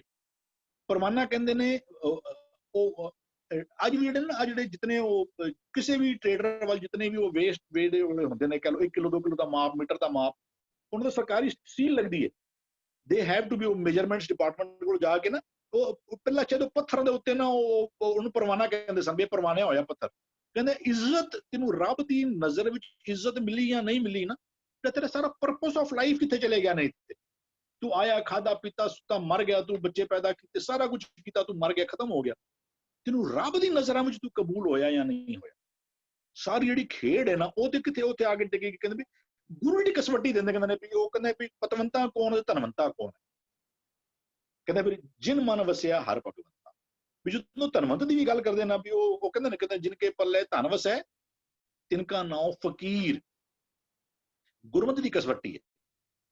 ਦੁਨਿਆਵੀ ਤੌਰ ਤੇ ਬੰਦਾ ਕਹੇਗਾ ਕਿ ਨਹੀਂ ਬਈ ਉਹ ਤੇ ਖਾਣ ਪੀਣ ਨਹੀਂ। ਗੁਰੂ ਕਿਹਨੂੰ ਕਹਿੰਦਾ ਪਿਆ? ਕਹਿੰਦਾ ਜਿਨ ਕੇ ਪੱਲੇ ਧਨ ਵਸੈ ਤਿਨਕਾ ਨਾਉ ਫਕੀਰ, ਜਿਨ ਕੇ ਪੱਲੇ ਜਿਨ ਕੇ ਹਿਰਦੈ ਤੂੰ ਵਸੈ ਸੇ ਜਨ ਗੁਣੀ ਤੇ ਨਰ ਗੁਣੀ ਗਈ। ਭਾਗਠੜੇ ਹਰ ਸੰਤ ਤੁਮਾਰੇ ਜਿਨ ਕਰ ਧਨ ਹਰ ਨਾਮਾ। ਜਿਨ੍ਹਾਂ ਦੇ ਕੋਲ ਨਾਮ ਦਾ ਧਨ ਹੈ ਨਾ, ਉਹਨਾਂ ਨੂੰ ਗੁਰੂ ਭਗਤ ਕਹਿ ਰਿਹਾ, ਭਾਗਠੜੇ ਕਹਿ ਰਿਹਾ, ਵੱਡੇ ਭਾਗਾਂ ਵਾਲੇ ਕਹਿ ਰਿਹਾ। ਕਿਉਂ? ਕਿਉਂਕਿ ਉਹਨਾਂ ਦੇ ਘਰ ਵੀ ਨਾ ਇੱਕ ਕਬੀਰ ਸਾਹਿਬ ਦਾ ਸ਼ਬਦ ਹੈ, ਉਹਦੇ ਕਹਿੰਦੇ ਨੇ, ਕਹੋ ਕਬੀਰ ਨਿਰਧਨ ਹੈ ਸੋਈ ਜਾਂ ਕੇ ਹਿਰਦੈ ਨਾਮ ਨਾ ਹੋਈ। ਇਹ ਗੁਰਮਤਿ ਦੀਆਂ ਕਸਵੱਟੀਆਂ ਨੇ, ਗੁਰੂ ਦੇ ਟੱਚ ਸਟੋਨਸ ਨੇ। ਸਾਨੂੰ ਉਸ ਲਗਾ ਕਿ ਅਸੀਂ ਸੰਸਾਰੀ ਤੌਰ ਦੇ ਉੱਤੇ ਪੱਤ ਵਾਲੇ ਬਣਨਾ ਚਾਹੁੰਦੇ ਹਾਂ। ਸੰਸਾਰੀ ਤੌਰ ਦੇ ਉੱਤੇ ਜਿਹੜਾ ਹੈ ਨਾ, ਗੁਰੂ ਇਸ ਗੱਲ ਤੋਂ ਇਹ ਵੀ ਨਹੀਂ ਕਰੇਗਾ ਕਿ ਤੁਸੀਂ ਸੰਸਾਰੀ ਤੌਰ ਦੇ ਉੱਤੇ ਪੈਸਾ ਕਮਾਉਣਾ ਛੱਡ ਦਿਓ। ਉਹ ਇੱਕ ਜਿਹੜਾ ਲਾਈਨ ਵੀ ਹੈ ਵੀ ਉਹ ਭਗਤੀ ਸਾਰ ਨਾ ਜਾਣੇ, ਕਹਿੰਦਾ ਮਾਇਆ ਕੀ ਕਿ ਤੂੰ ਛੋੜ ਗਵਾਈ, ਭਗਤੀ ਸਾਰ ਨਾ ਜਾਣੇ। ਤੈਨੂੰ ਭਗਤੀ ਦਾ ਤਰੀਕਾ ਨਹੀਂ ਆਇਆ, ਤੂੰ ਪੈਸਾ ਕਮਾਉਣਾ ਵੀ ਛੱਡ। ਇੱਥੇ ਤੇ ਘਾਲ ਖਾਏਗੀ ਛੱਤੋਂ ਦੇ। ਗੁਰਮਤ ਬਹੁਤ ਕਹਿੰਦੇ ਨਾ, ਜੇ ਵਿਚਾਰਾਂਗੇ ਤੇ ਬਹੁਤ ਇੱਕ ਚੀਜ਼ ਨੂੰ ਨਾ ਥ੍ਰੈਡ ਬੈਰ ਜਿਹਨੂੰ ਕਰੀ ਜਾਂਦੇ ਨੇ ਨਾ, ਤੂੰ ਉਦਮ ਵੀ ਕਰਨਾ ਹੈ, ਲੇਕਿਨ ਉਦਮ ਕਰਦੇ ਆਪਣੇ ਆਪ ਪੈਸਾ ਵੀ ਕਮਾਉਣਾ ਹੈ। ਲੇਕਿਨ ਇਹ ਪੈਸੇ ਦੀ ਇਹ ਮਾਇਆ ਕੀ ਸ਼ੋਭਾ ਚਾਰ ਦਿਹਾੜੇ ਜਾਂਦੀ ਬਿਲਮ ਨਾ ਹੋਈ। ਸਹੀ ਇੱਜ਼ਤ ਕਿਹੜੀ ਹੈ? ਇੱਜ਼ਤ ਸਹੀ ਕਿਹੜੀ ਹੈ? ਧਨ ਕਿਹੜਾ ਸਹੀ ਚੰਗਾ ਹੈ? ਇਹ ਜਿਹੜਾ ਗੁਰੂ ਕਹਿੰਦੇ ਵੀ ਉਹ ਕਹਿ ਕਬੀਰ ਨਿਰਧਨ ਹੈ ਸੋਈ ਜਾ ਕੇ ਹਿਰਦੈ ਨਾ।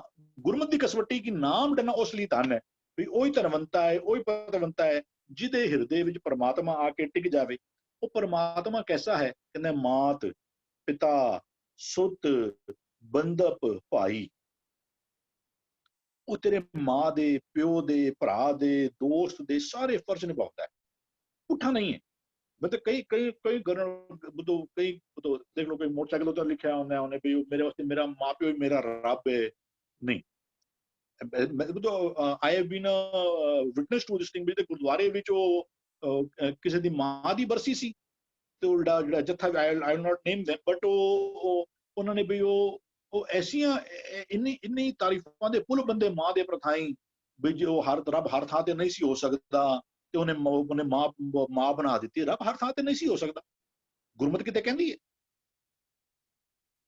ਉਹ ਜਿਹੜਾ ਅਸੀਂ ਜਿਹੜਾ ਮੈਂ ਲਾਸਟ ਟਾਈਮ ਪਰ ਸ਼ੇਅਰ ਕੀਤਾ ਸੀ ਕਿ ਵੀ ਜਦੋਂ ਅਸੀਂ ਕਹਿੰਦੇ ਆ ਵੀ ਉਹ ਜਿਹੜਾ ਸ਼ਰਵਣ ਕੁਮਾਰ ਹੈ, one of the most obedient child ਹੈ, ਜਿਹਨੇ ਜੋ ਮਾਂ ਪਿਓ ਨੂੰ, ਆਪਣੇ ਬਜ਼ੁਰਗ ਮਾਂ ਪਿਓ ਨੂੰ ਅੱਛੀ ਗੱਲ ਕਰਨੀ ਚਾਹੀਦੀ ਹੈ। ਕਿ ਕਾਹੇ ਪੂਤ ਝਗੜਤ ਹੋ ਸੰਗ ਬਾਪ ਜਿਨਕੇ ਜਨੇ ਬਡੀਰੇ ਤੁਮੋ ਤੇ ਸੰਗ ਝਗੜਤ ਪਾਪ। ਉਹ ਗੱਲ ਬਿਲਕੁਲ ਠੀਕ ਹੈ, ਲੇਕਿਨ ਸ਼ਰਵਣ ਕੁਮਾਰ ਦਾ ਜ਼ਿਕਰ ਨਹੀਂ ਗੁਰੂ ਗ੍ਰੰਥ ਸਾਹਿਬ ਵਿੱਚ। ਇਸ ਦੇ ਉਲਟ ਜਦੋਂ ਅਸੀਂ ਭਗਤ ਕਬੀਰ ਜੀ ਨੂੰ ਦੇਖਦੇ ਹਾਂ, ਭਗਤ ਕਬੀਰ ਜੀ ਬਾਰੇ ਪਹਿਲੀ ਪਾਤਸ਼ਾਹੀ ਲਿਖਦੇ ਪਏ ਨੇ, ਤੀਜੀ ਪਾਤਸ਼ਾਹੀ ਲਿਖਦੇ ਪਏ ਨੇ। ਉਹ ਕਹਿੰਦਾ ਮਾਤਾ ਉਪਦੇਸ਼ੇ ਪ੍ਰਹਿਲਾਦ ਪਿਆਰੇ ਪੁੱਤਰ ਰਾਮ ਨਾਮ ਛੋਡੋ।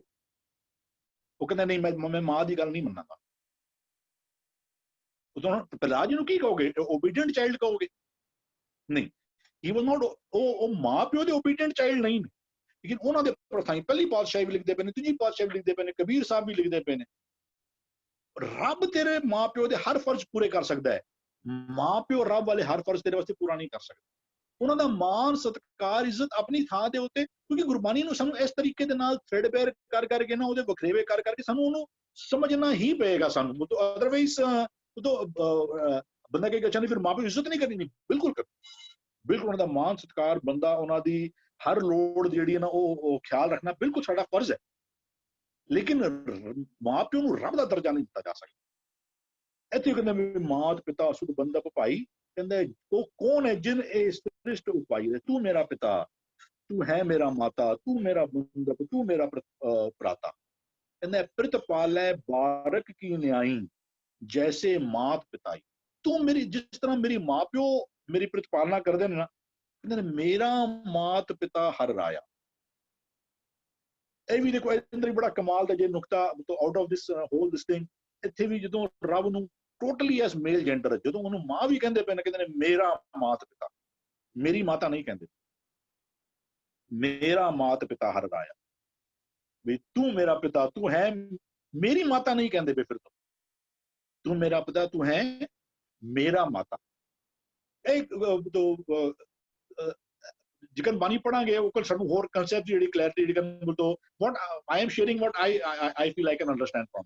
ਹਾਂਜੀ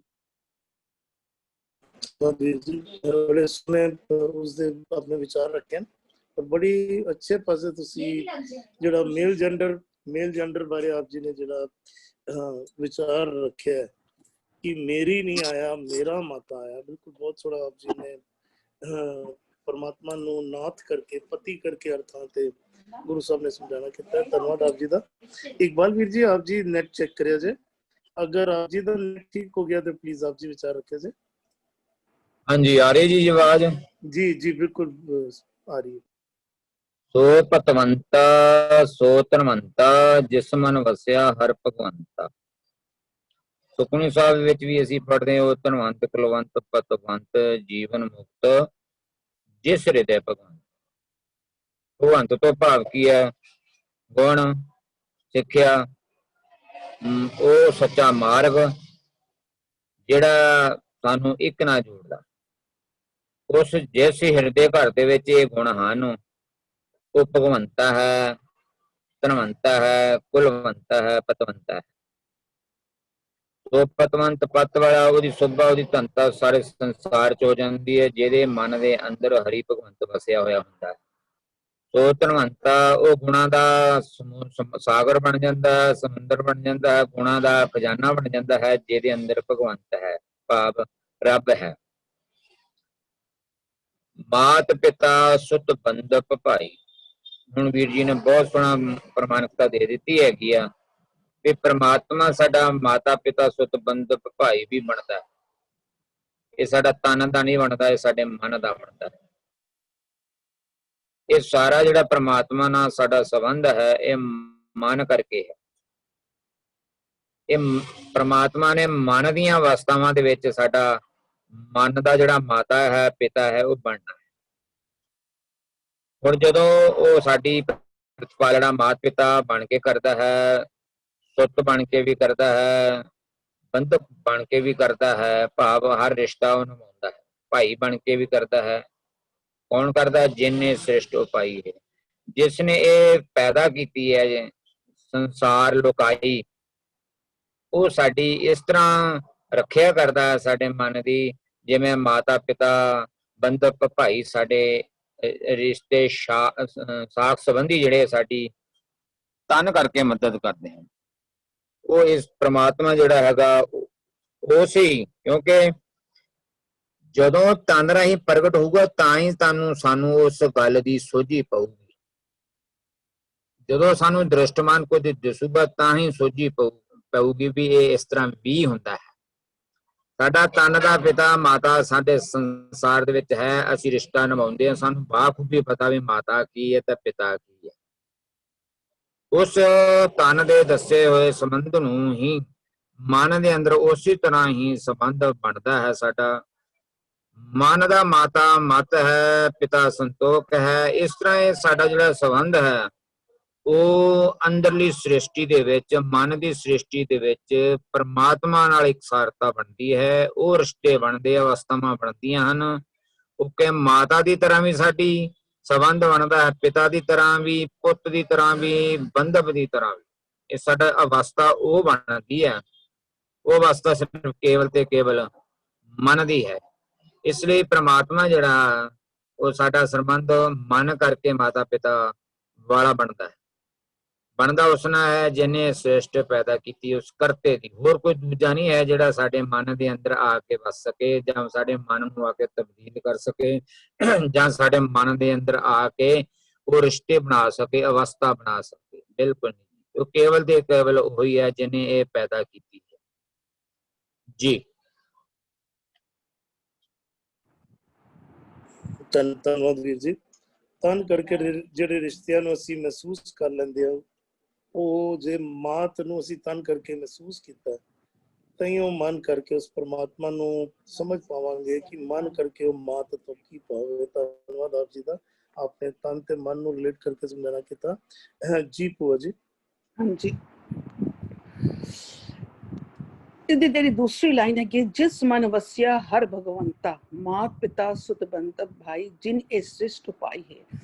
ਜਿਸ ਮਨ ਨੇ ਉਸ ਇੱਕ ਨੂੰ ਆਪਣੇ ਮਨ ਦੇ ਅੰਦਰ ਵਸਾ ਲਿੱਤਾ, ਸੋਧ ਲਿੱਤਾ, ਉਹਦੇ ਗੁਣਾਂ ਨੂੰ, ਉਹਦੇ ਕਨਸੈਪਟਸ, ਉਹਦੇ ਹੁਕਮ ਨੂੰ ਮੰਨ ਕੇ ਚੱਲ ਪਿਆ, ਭਿੱਜ ਗਿਆ, ਤੇ ਉਹ ਇੱਕ ਜਿਹੜਾ ਅੰਦਰ ਵਸਦਾ ਹੈ ਉਹ ਇੱਕ ਆਪਣੀ ਸ੍ਰਿਸ਼ਟੀ ਬਣਾਉਂਦਾ ਹੈ, ਇੱਕ ਆਪਣਾ ਸੰਸਾਰ ਬਣਾਉਂਦਾ ਹੈ। ਕਿਹੜਾ ਸੰਸਾਰ?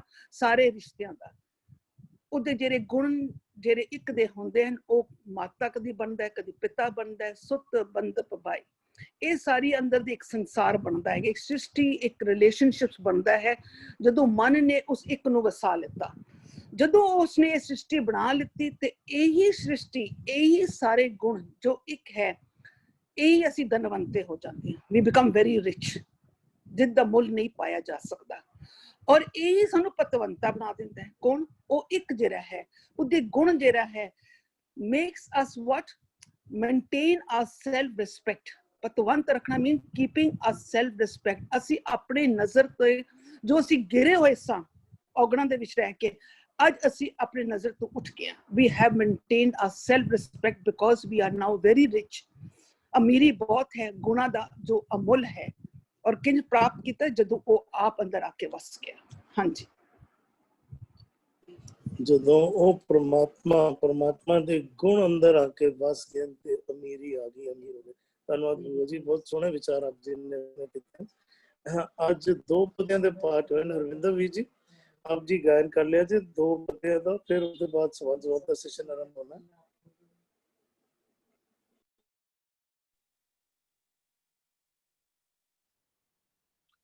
सुल्तान खान करे खिन कीरे, गरीब निवाज करे प्रभ मीरे। गर्भ निवारण सर्ब साधारण, किछ कीमत कही न जाई है। सो पतवंता सो धनवंता, जिस मन वसया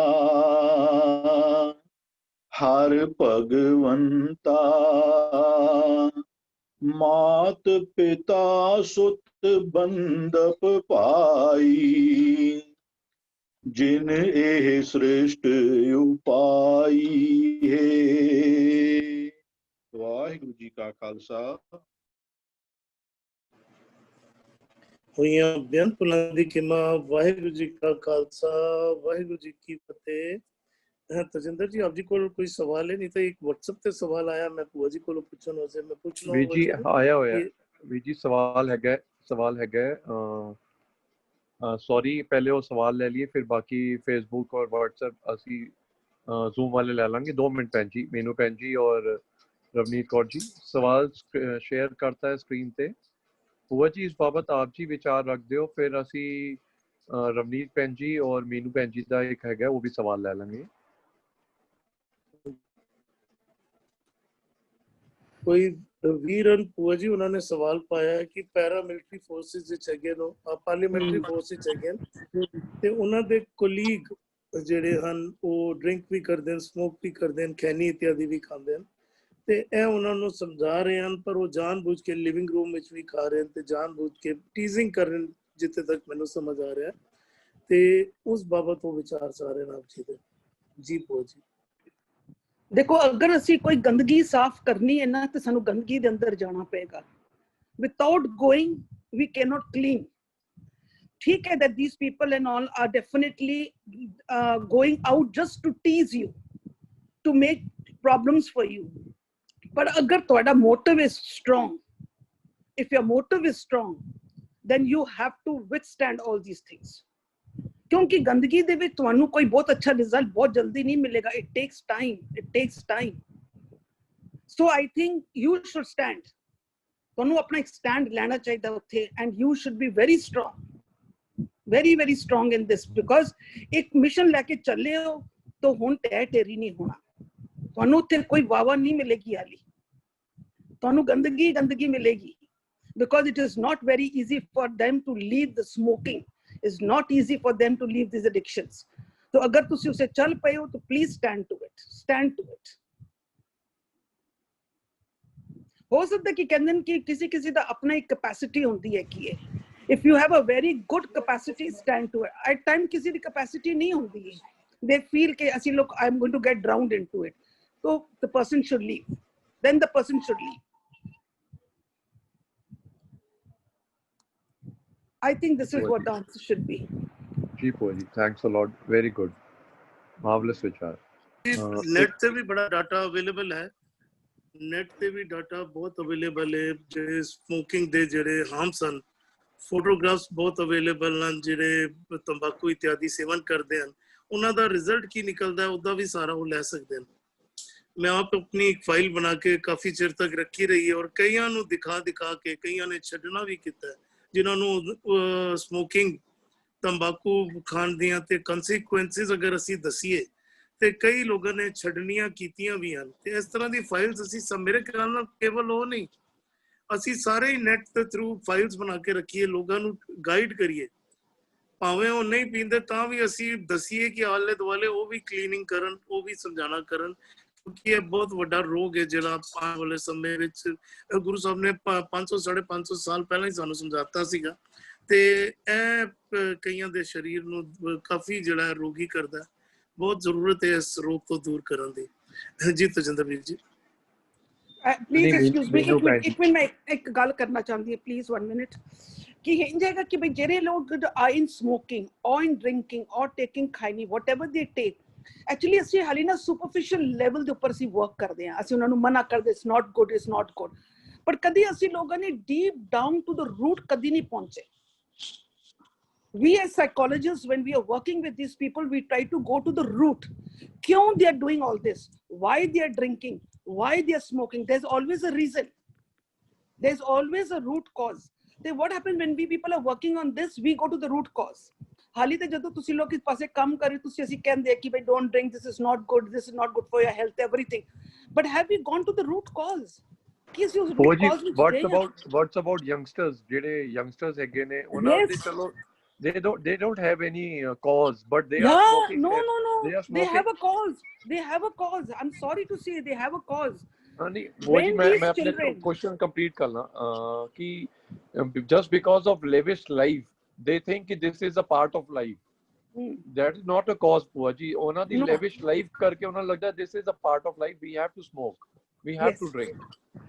So what happens कि I'll tell you one thing, कि ਜਦੋਂ ਇਹ ਬੱਚੇ ਜਿਹੜੇ ਹੁੰਦੇ ਨੇ, ਅਗਰ ਅਸੀਂ ਉਹਨਾਂ ਦੇ ਪਿਛਲਾ ਚਲੇ ਜਾਈਏ from their childhood, somewhere in the family, parents or one grandparents जो भी हों, they are not being accepted in some area. They are not being accepted in some area. ਜਦੋਂ they're not being accepted, what happens? They want to be accepted. This is how the law works. Where they are not being accepted, कि ਉਹ ਅਗਰ ਮੰਨ ਜਾ ਕੇ ਕੁਝ ਕਹਿੰਦੇ ਨੇ ਜਾਂ ਪਿਓ ਨੂੰ ਕੁਝ ਕਹਿੰਦੇ ਨੇ, ਉਹ ਕਹਿੰਦੇ ਨਹੀਂ ਹੋ ਸਕਤਾ, they are not accepted. ਹੈ ਛੋਟੀਆਂ ਗੱਲਾਂ। So what these children start bringing up in themselves, not being accepted. Now they will go to that area where they are going to be accepted. These children go into these type of areas and they do those things where they will be accepted by that group, by that society. Maybe apne ghar de sanskar nahi honge, but to be accepted, because they have not been accepted in the house, to be accepted by the society, they go into those places where they take hookahs. There are many children who come and tell us, okay, sari agar sikhi kendi hai ki bhai hookah nahi lena, to can we just go in for those jehde honde ne imitations hondiyan? Why not then we take that? We're not taking any tobacco or anything, but we are imitating. We're just imitating. Why?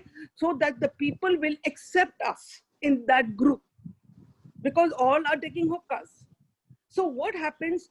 Area ga tundange to somewhere we have not been accepted during our childhood.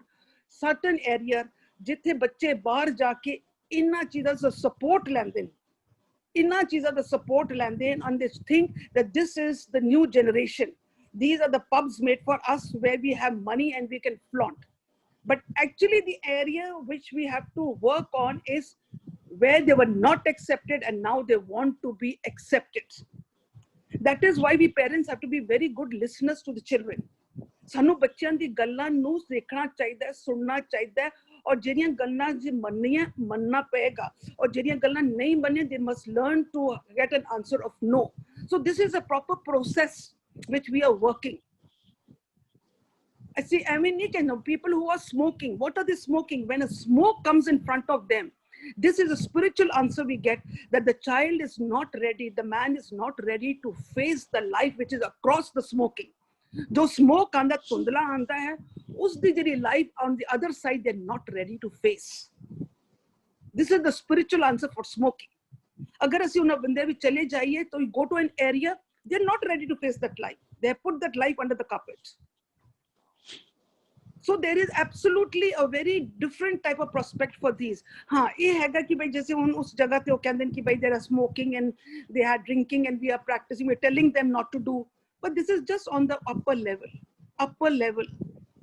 पर अगर उन्नति जिंदगी में जाके देखो तो there are some area where we have to work.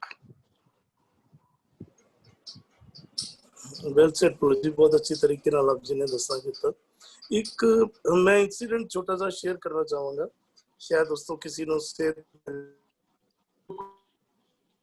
As कह लिए कोई आंदे सी मेरे को रेगुलर तौर पे कोई काम करते सी ते ਉਹਨਾਂ ਨੂੰ ਆਦਤ ਪੈ ਗਈ ਸੀ ਜਿਹੜੇ ਪਾਊਚਸ ਵਿੱਚ ਆਂਦਾ ਜਿਹੜੀ ਖੈਨੀ ਕਹਿ ਲੋ ਜਾਂ ਕੀ ਕਹਿੰਦੇ ਨੇ ਐਗਜ਼ੈਕਟਲੀ ਮੈਨੂੰ ਉਹਦਾ ਨਾਮ ਵੀ ਨਹੀਂ ਪਤਾ, ਉਹ ਰੈਗੂਲਰ ਤੌਰ ਤੇ ਖਾਂਦਾ ਸੀ ਤੇ ਮੈਂ ਉਹਨੂੰ ਕਈ ਵਾਰੀ ਉਹਨੂੰ ਟੋਕਿਆ कि ਇਹਨੂੰ ਛੱਡਣਾ कर दो, ये ठीक नहीं है हेल्थ वास्ते।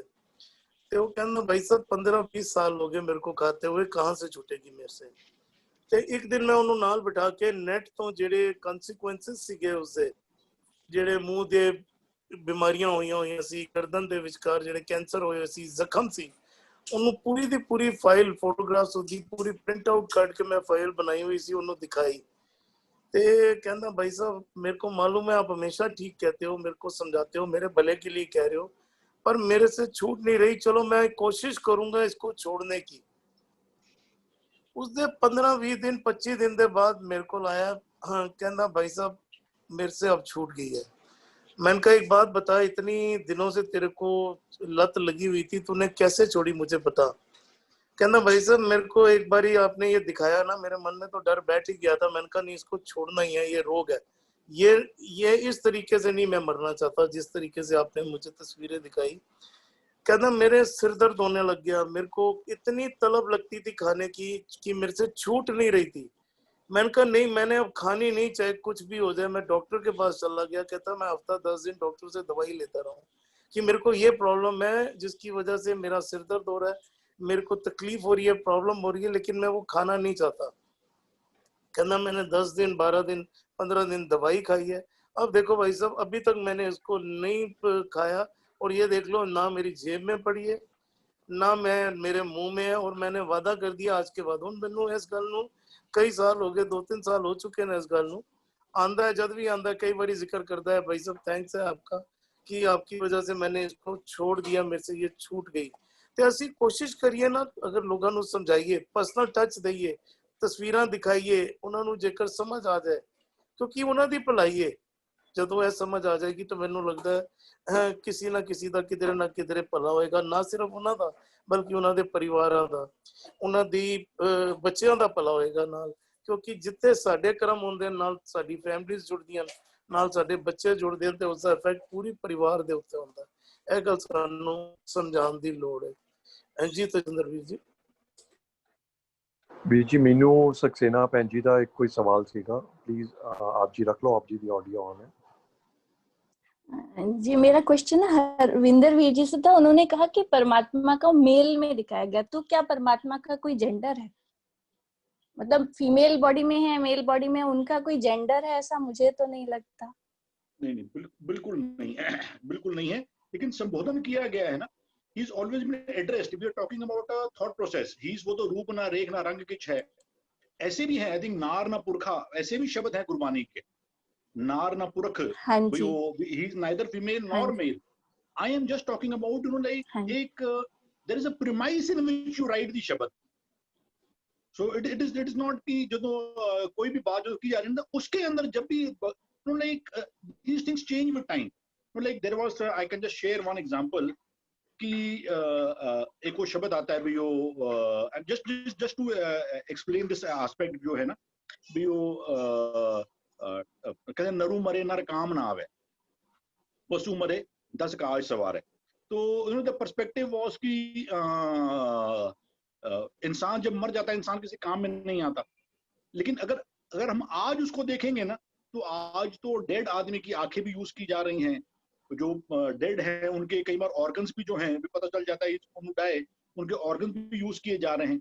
लेकिन the premise in which the शब्द वाज रिटन, हम लोग हमेशा एक बात कर रहे हैं कि Gurbani has to be read between lines, कि उस यस, अभी तो कई परमात्मा कई कई हाँ कई जगहों पे ना, तो जब हम उसको कह रहे हैं कि भाई ऐसे बहुत सारे हैं भाई, वो जब उस सुहागनी यूज किया जा रहा है भाई, वो जिना ना हो सुहागनी ते ना चाक ना हो, क्योंकि उस जिस पर्सपेक्टिव में, जिस प्रेमाइस में ये शब्द लिखा गया है ना, उसमें एट दैट टाइम, अभी अगर अगर आज हम लोग बात करेंगे तो today the premises have changed, the concept will not change.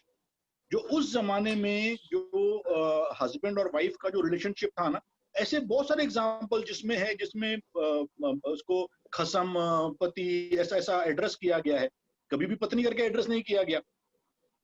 तो उस जिस जगह पे वो बानी लिखी गई है ना, उस समय में the husband today it is not there today, जो तो we have to read between the lines कि जिस प्रीमाइस में वो लिखा गया है ना, उसको हमारे को समझने की जरूरत है।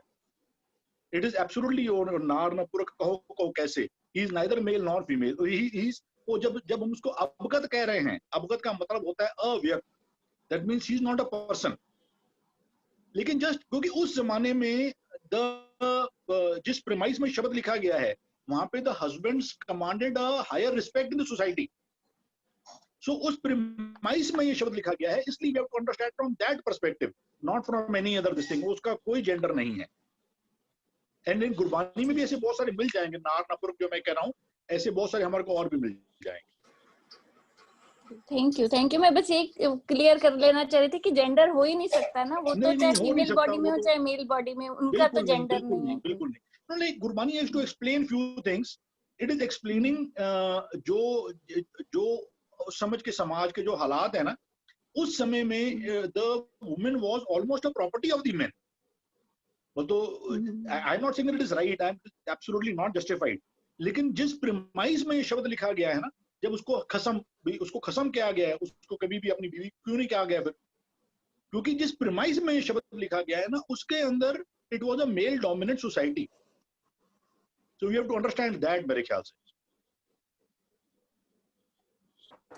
जी भी जी। एक रवनीत ਭੈਣ ਜੀ ਦਾ ਵੀ ਸਵਾਲ ਸੀਗਾ। ਰਵਨੀਤ ਭੈਣ ਜੀ। हाँ जी वीर जी, मेरा सवाल नहीं है, पर जदेव जी ਦਾ ਪਦਾ ਹੈ, ਉਹਦਾ ਅਸੀਂ ਰੀਡ ਕਰਨਾ, ਯਾਨੀ ਉਹਦਾ शुद्ध प्रोनाउंसिएशन ਵੀਰ ਇਕਬਾਲ ਸਿੰਘ ਜੀ ਕੋਲੋਂ ਸੁਣਨਾ ਚਾਹੁੰਦੇ ਸੀ, यदि ਉਹਨਾਂ ਦਾ ਨੈਟਵਰਕ ਵਗੈरह क्लियर है तो। की आप जी पूछ लो प्लीज। हेलो वाहिगुरु। हाँ जी ਭੈਣ ਜੀ प्लीज आप जी पूछियो। हाँ, अंक नंबर 5 to 6 ਤੁਸੀਂ यदि स्क्रीन ਤੇ ਦੱਸ ਦੋ ਤਾਂ इकबाल वीर जी ਉਹਦਾ ਪੂਰਾ ਪੜ के दसन सानू। गुजरी श्री जदेव जी का पदा कार्ड चौथा, अंक नंबर 5 to 6। इकबाल भी जी शायद आज लेफ्ट कर गए ने, कुछ लगता है नेटवर्क प्रॉब्लम करके।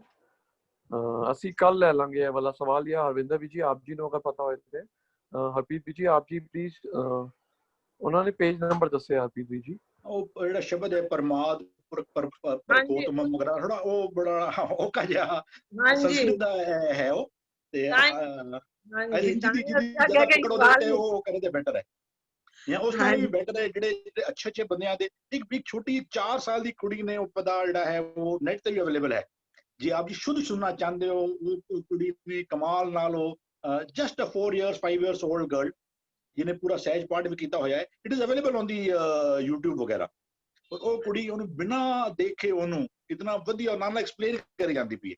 ਜੇ ਮੈਨੂੰ ਮਿਲਿਆ ਤਾਂ ਮੈਂ ਭੈਣ ਜੀ ਨਾਲ, ਮੇਰੇ ਕੋਲ ਭੈਣ ਜੀ ਦਾ ਨੰਬਰ ਹੈ ਵੈਸੇ, ਮੈਂ ਭੈਣ ਜੀ ਨਾਲ ਸ਼ੇਅਰ ਜ਼ਰੂਰ ਕਰਦਾ। ਉਹਨੂੰ ਪੜ੍ਹਨਾ ਵੀ ਬੜਾ ਔਖਾ, ਇਟਸ ਸੌਰਟ ਆਫ ਅ ਟੰਗ ਟਵਿਸਟਰ। हाँ जी, वो बड़े टाइम तो ਅਸੀਂ पूछना चाहते हैं, पर वो इकबाल वीर जी ਦਾ नेटवर्क बराबर काम नहीं करता एंड विच, तो फिर वो रह ही जाता है। चलो कोई गल नहीं, फिर सुन लांगे। ओके, स्क्रीन थैंक पे यू अगर वीर। शेयर किया जाए ना, तो अरविंदर वीर जी पढ़ दो एक बारी, स्क्रीन पे अगर शेयर हो जाए। हाँ, हरप्रीत वीर जी स्क्रीन पे शेयर कर जाए।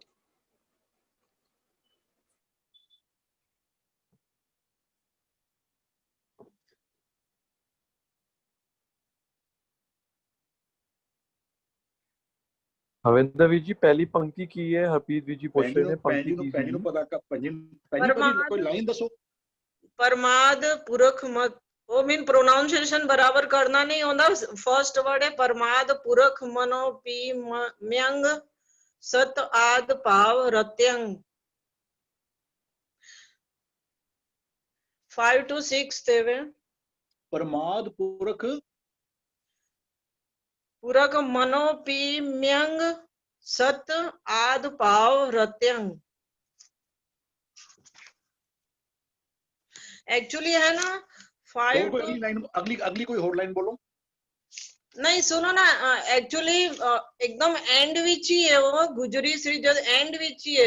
5 to 6 का एकदम लास्ट वाला पद है जदेव जी का, जदेव जी लास्ट वाला पद है।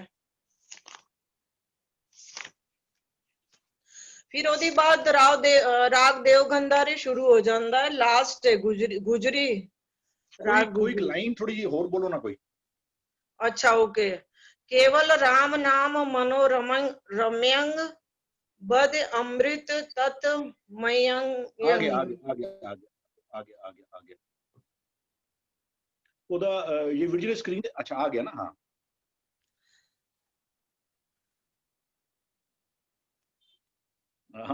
I can just attempt बोलो तो I don't know कितना राइट पढ़ा जाएगा। परमाद पुरख मनोपिमन सत आद भाव रतन परम दुभंत प्रकृत परन जद चितन सर्वगतन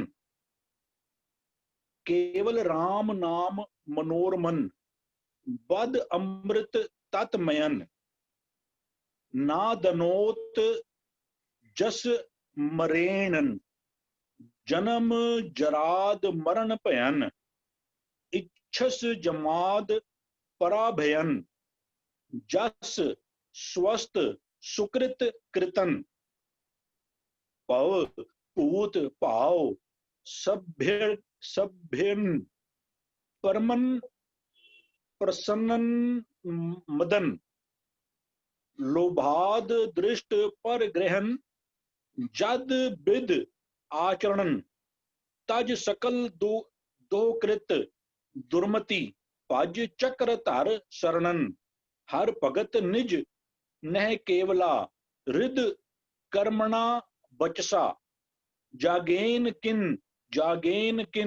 दानेन किन तपसा गोविंदेत जप नर सकल सिद्ध पदन जयदेव आयो तस सुफटन भव पूत सर्व गतन। शब्द भी है ना, इन्हों आम तौर पर they are even referred to as महंगी बानी। आम तौर पर जो गुरुद्वारियां में पाठी वगैरह जो लगाए जाने होंगे ना, ए वाले शब्द नाल पढ़ाए जाते हैं। ए वाले शब्द पढ़ो। अच्छा। देयर दिस थिंग ना भी ऐसी महंगी सस्ती कोई नहीं होंगी। वैसे गुरु साहब का हर उपदेश है, लेकिन ए आम तौर पर ए वाले जयदेव जी का पता वगैरह उन्होंने को अच्छा जे पाठी रखना है एदा पाठ करके सुनाओ वगैरह। This are the test questions. Okay मैं आप जी ना शेयर करांगा वो छोटी जी बच्ची है, छोटी जी बिटिया दा है, बड़ा वधिया ਉਹਨੇ ਪੜਿਆ ਹੋਇਆ विदाउट एनी फॉल्ट जी। ਇਹਦੇ ਵਿੱਚ ਜਿਹੜਾ ਅੱਖਰ ਆ ਰਿਹਾ ਨਾ, ਜਿਸ ਦਾ ਪੁਰਖ ਮਨੋ ਪਿਮੰਗ, ਉਹ ਪਿਮੰਗ ਹੈ ਅੰਗਾ, ਜਿਸ ਤਰ੍ਹਾਂ ਅਸੀਂ ਉਚਾਰਨ ਕਰਦੇ ਆ ਨਾ ਸਹਿਭੰਗ, उस मुताबिक उच्चारण करना है। गुजरी श्री जयदेव जियो का पदा घर चौथा एक ओंकार सतगुर प्रसाद। परमाद पुरख मनो पिमंग सत आद पाव रतंग परमद पुतंग पर कृत परंग जद चिंत सरब गतंग केवल राम नाम मनोरमंग बद अमृत तत् मयंग नादनोत जास मरणेन जन्म जग जराद मरण पयंग रहाओ इच्छस जमाद पराभयंग जस स्वस्थ सुकृत कृतंग भवपूत पाव सम ब्रियंग परमंग प्रसन्न मिदंग लोभाद दृष्ट पर गृहंग जद विध आचरणंग तज सकल दुष्कृत दुर्मति पज चकर तर शरणंग हर भगत निज निज ने केवला रिद कर्मणा बचसा जोगेन क्यंग जगेन क्यंग दानेन क्यंग तपसा गोविंद गोविंदेत जप नर सकल सिद्ध पदंग जय देव आयो तस सफुटंग पवपूत सरब गतंग जय देव आयो तस सफुटंग पवपूत सरब गतंग। जी तजिंदर जी बहुत बढ़िया जी। वाह वीर जी, बा कमाल, बहुत बा कमाल वीर जी, बा कमाल।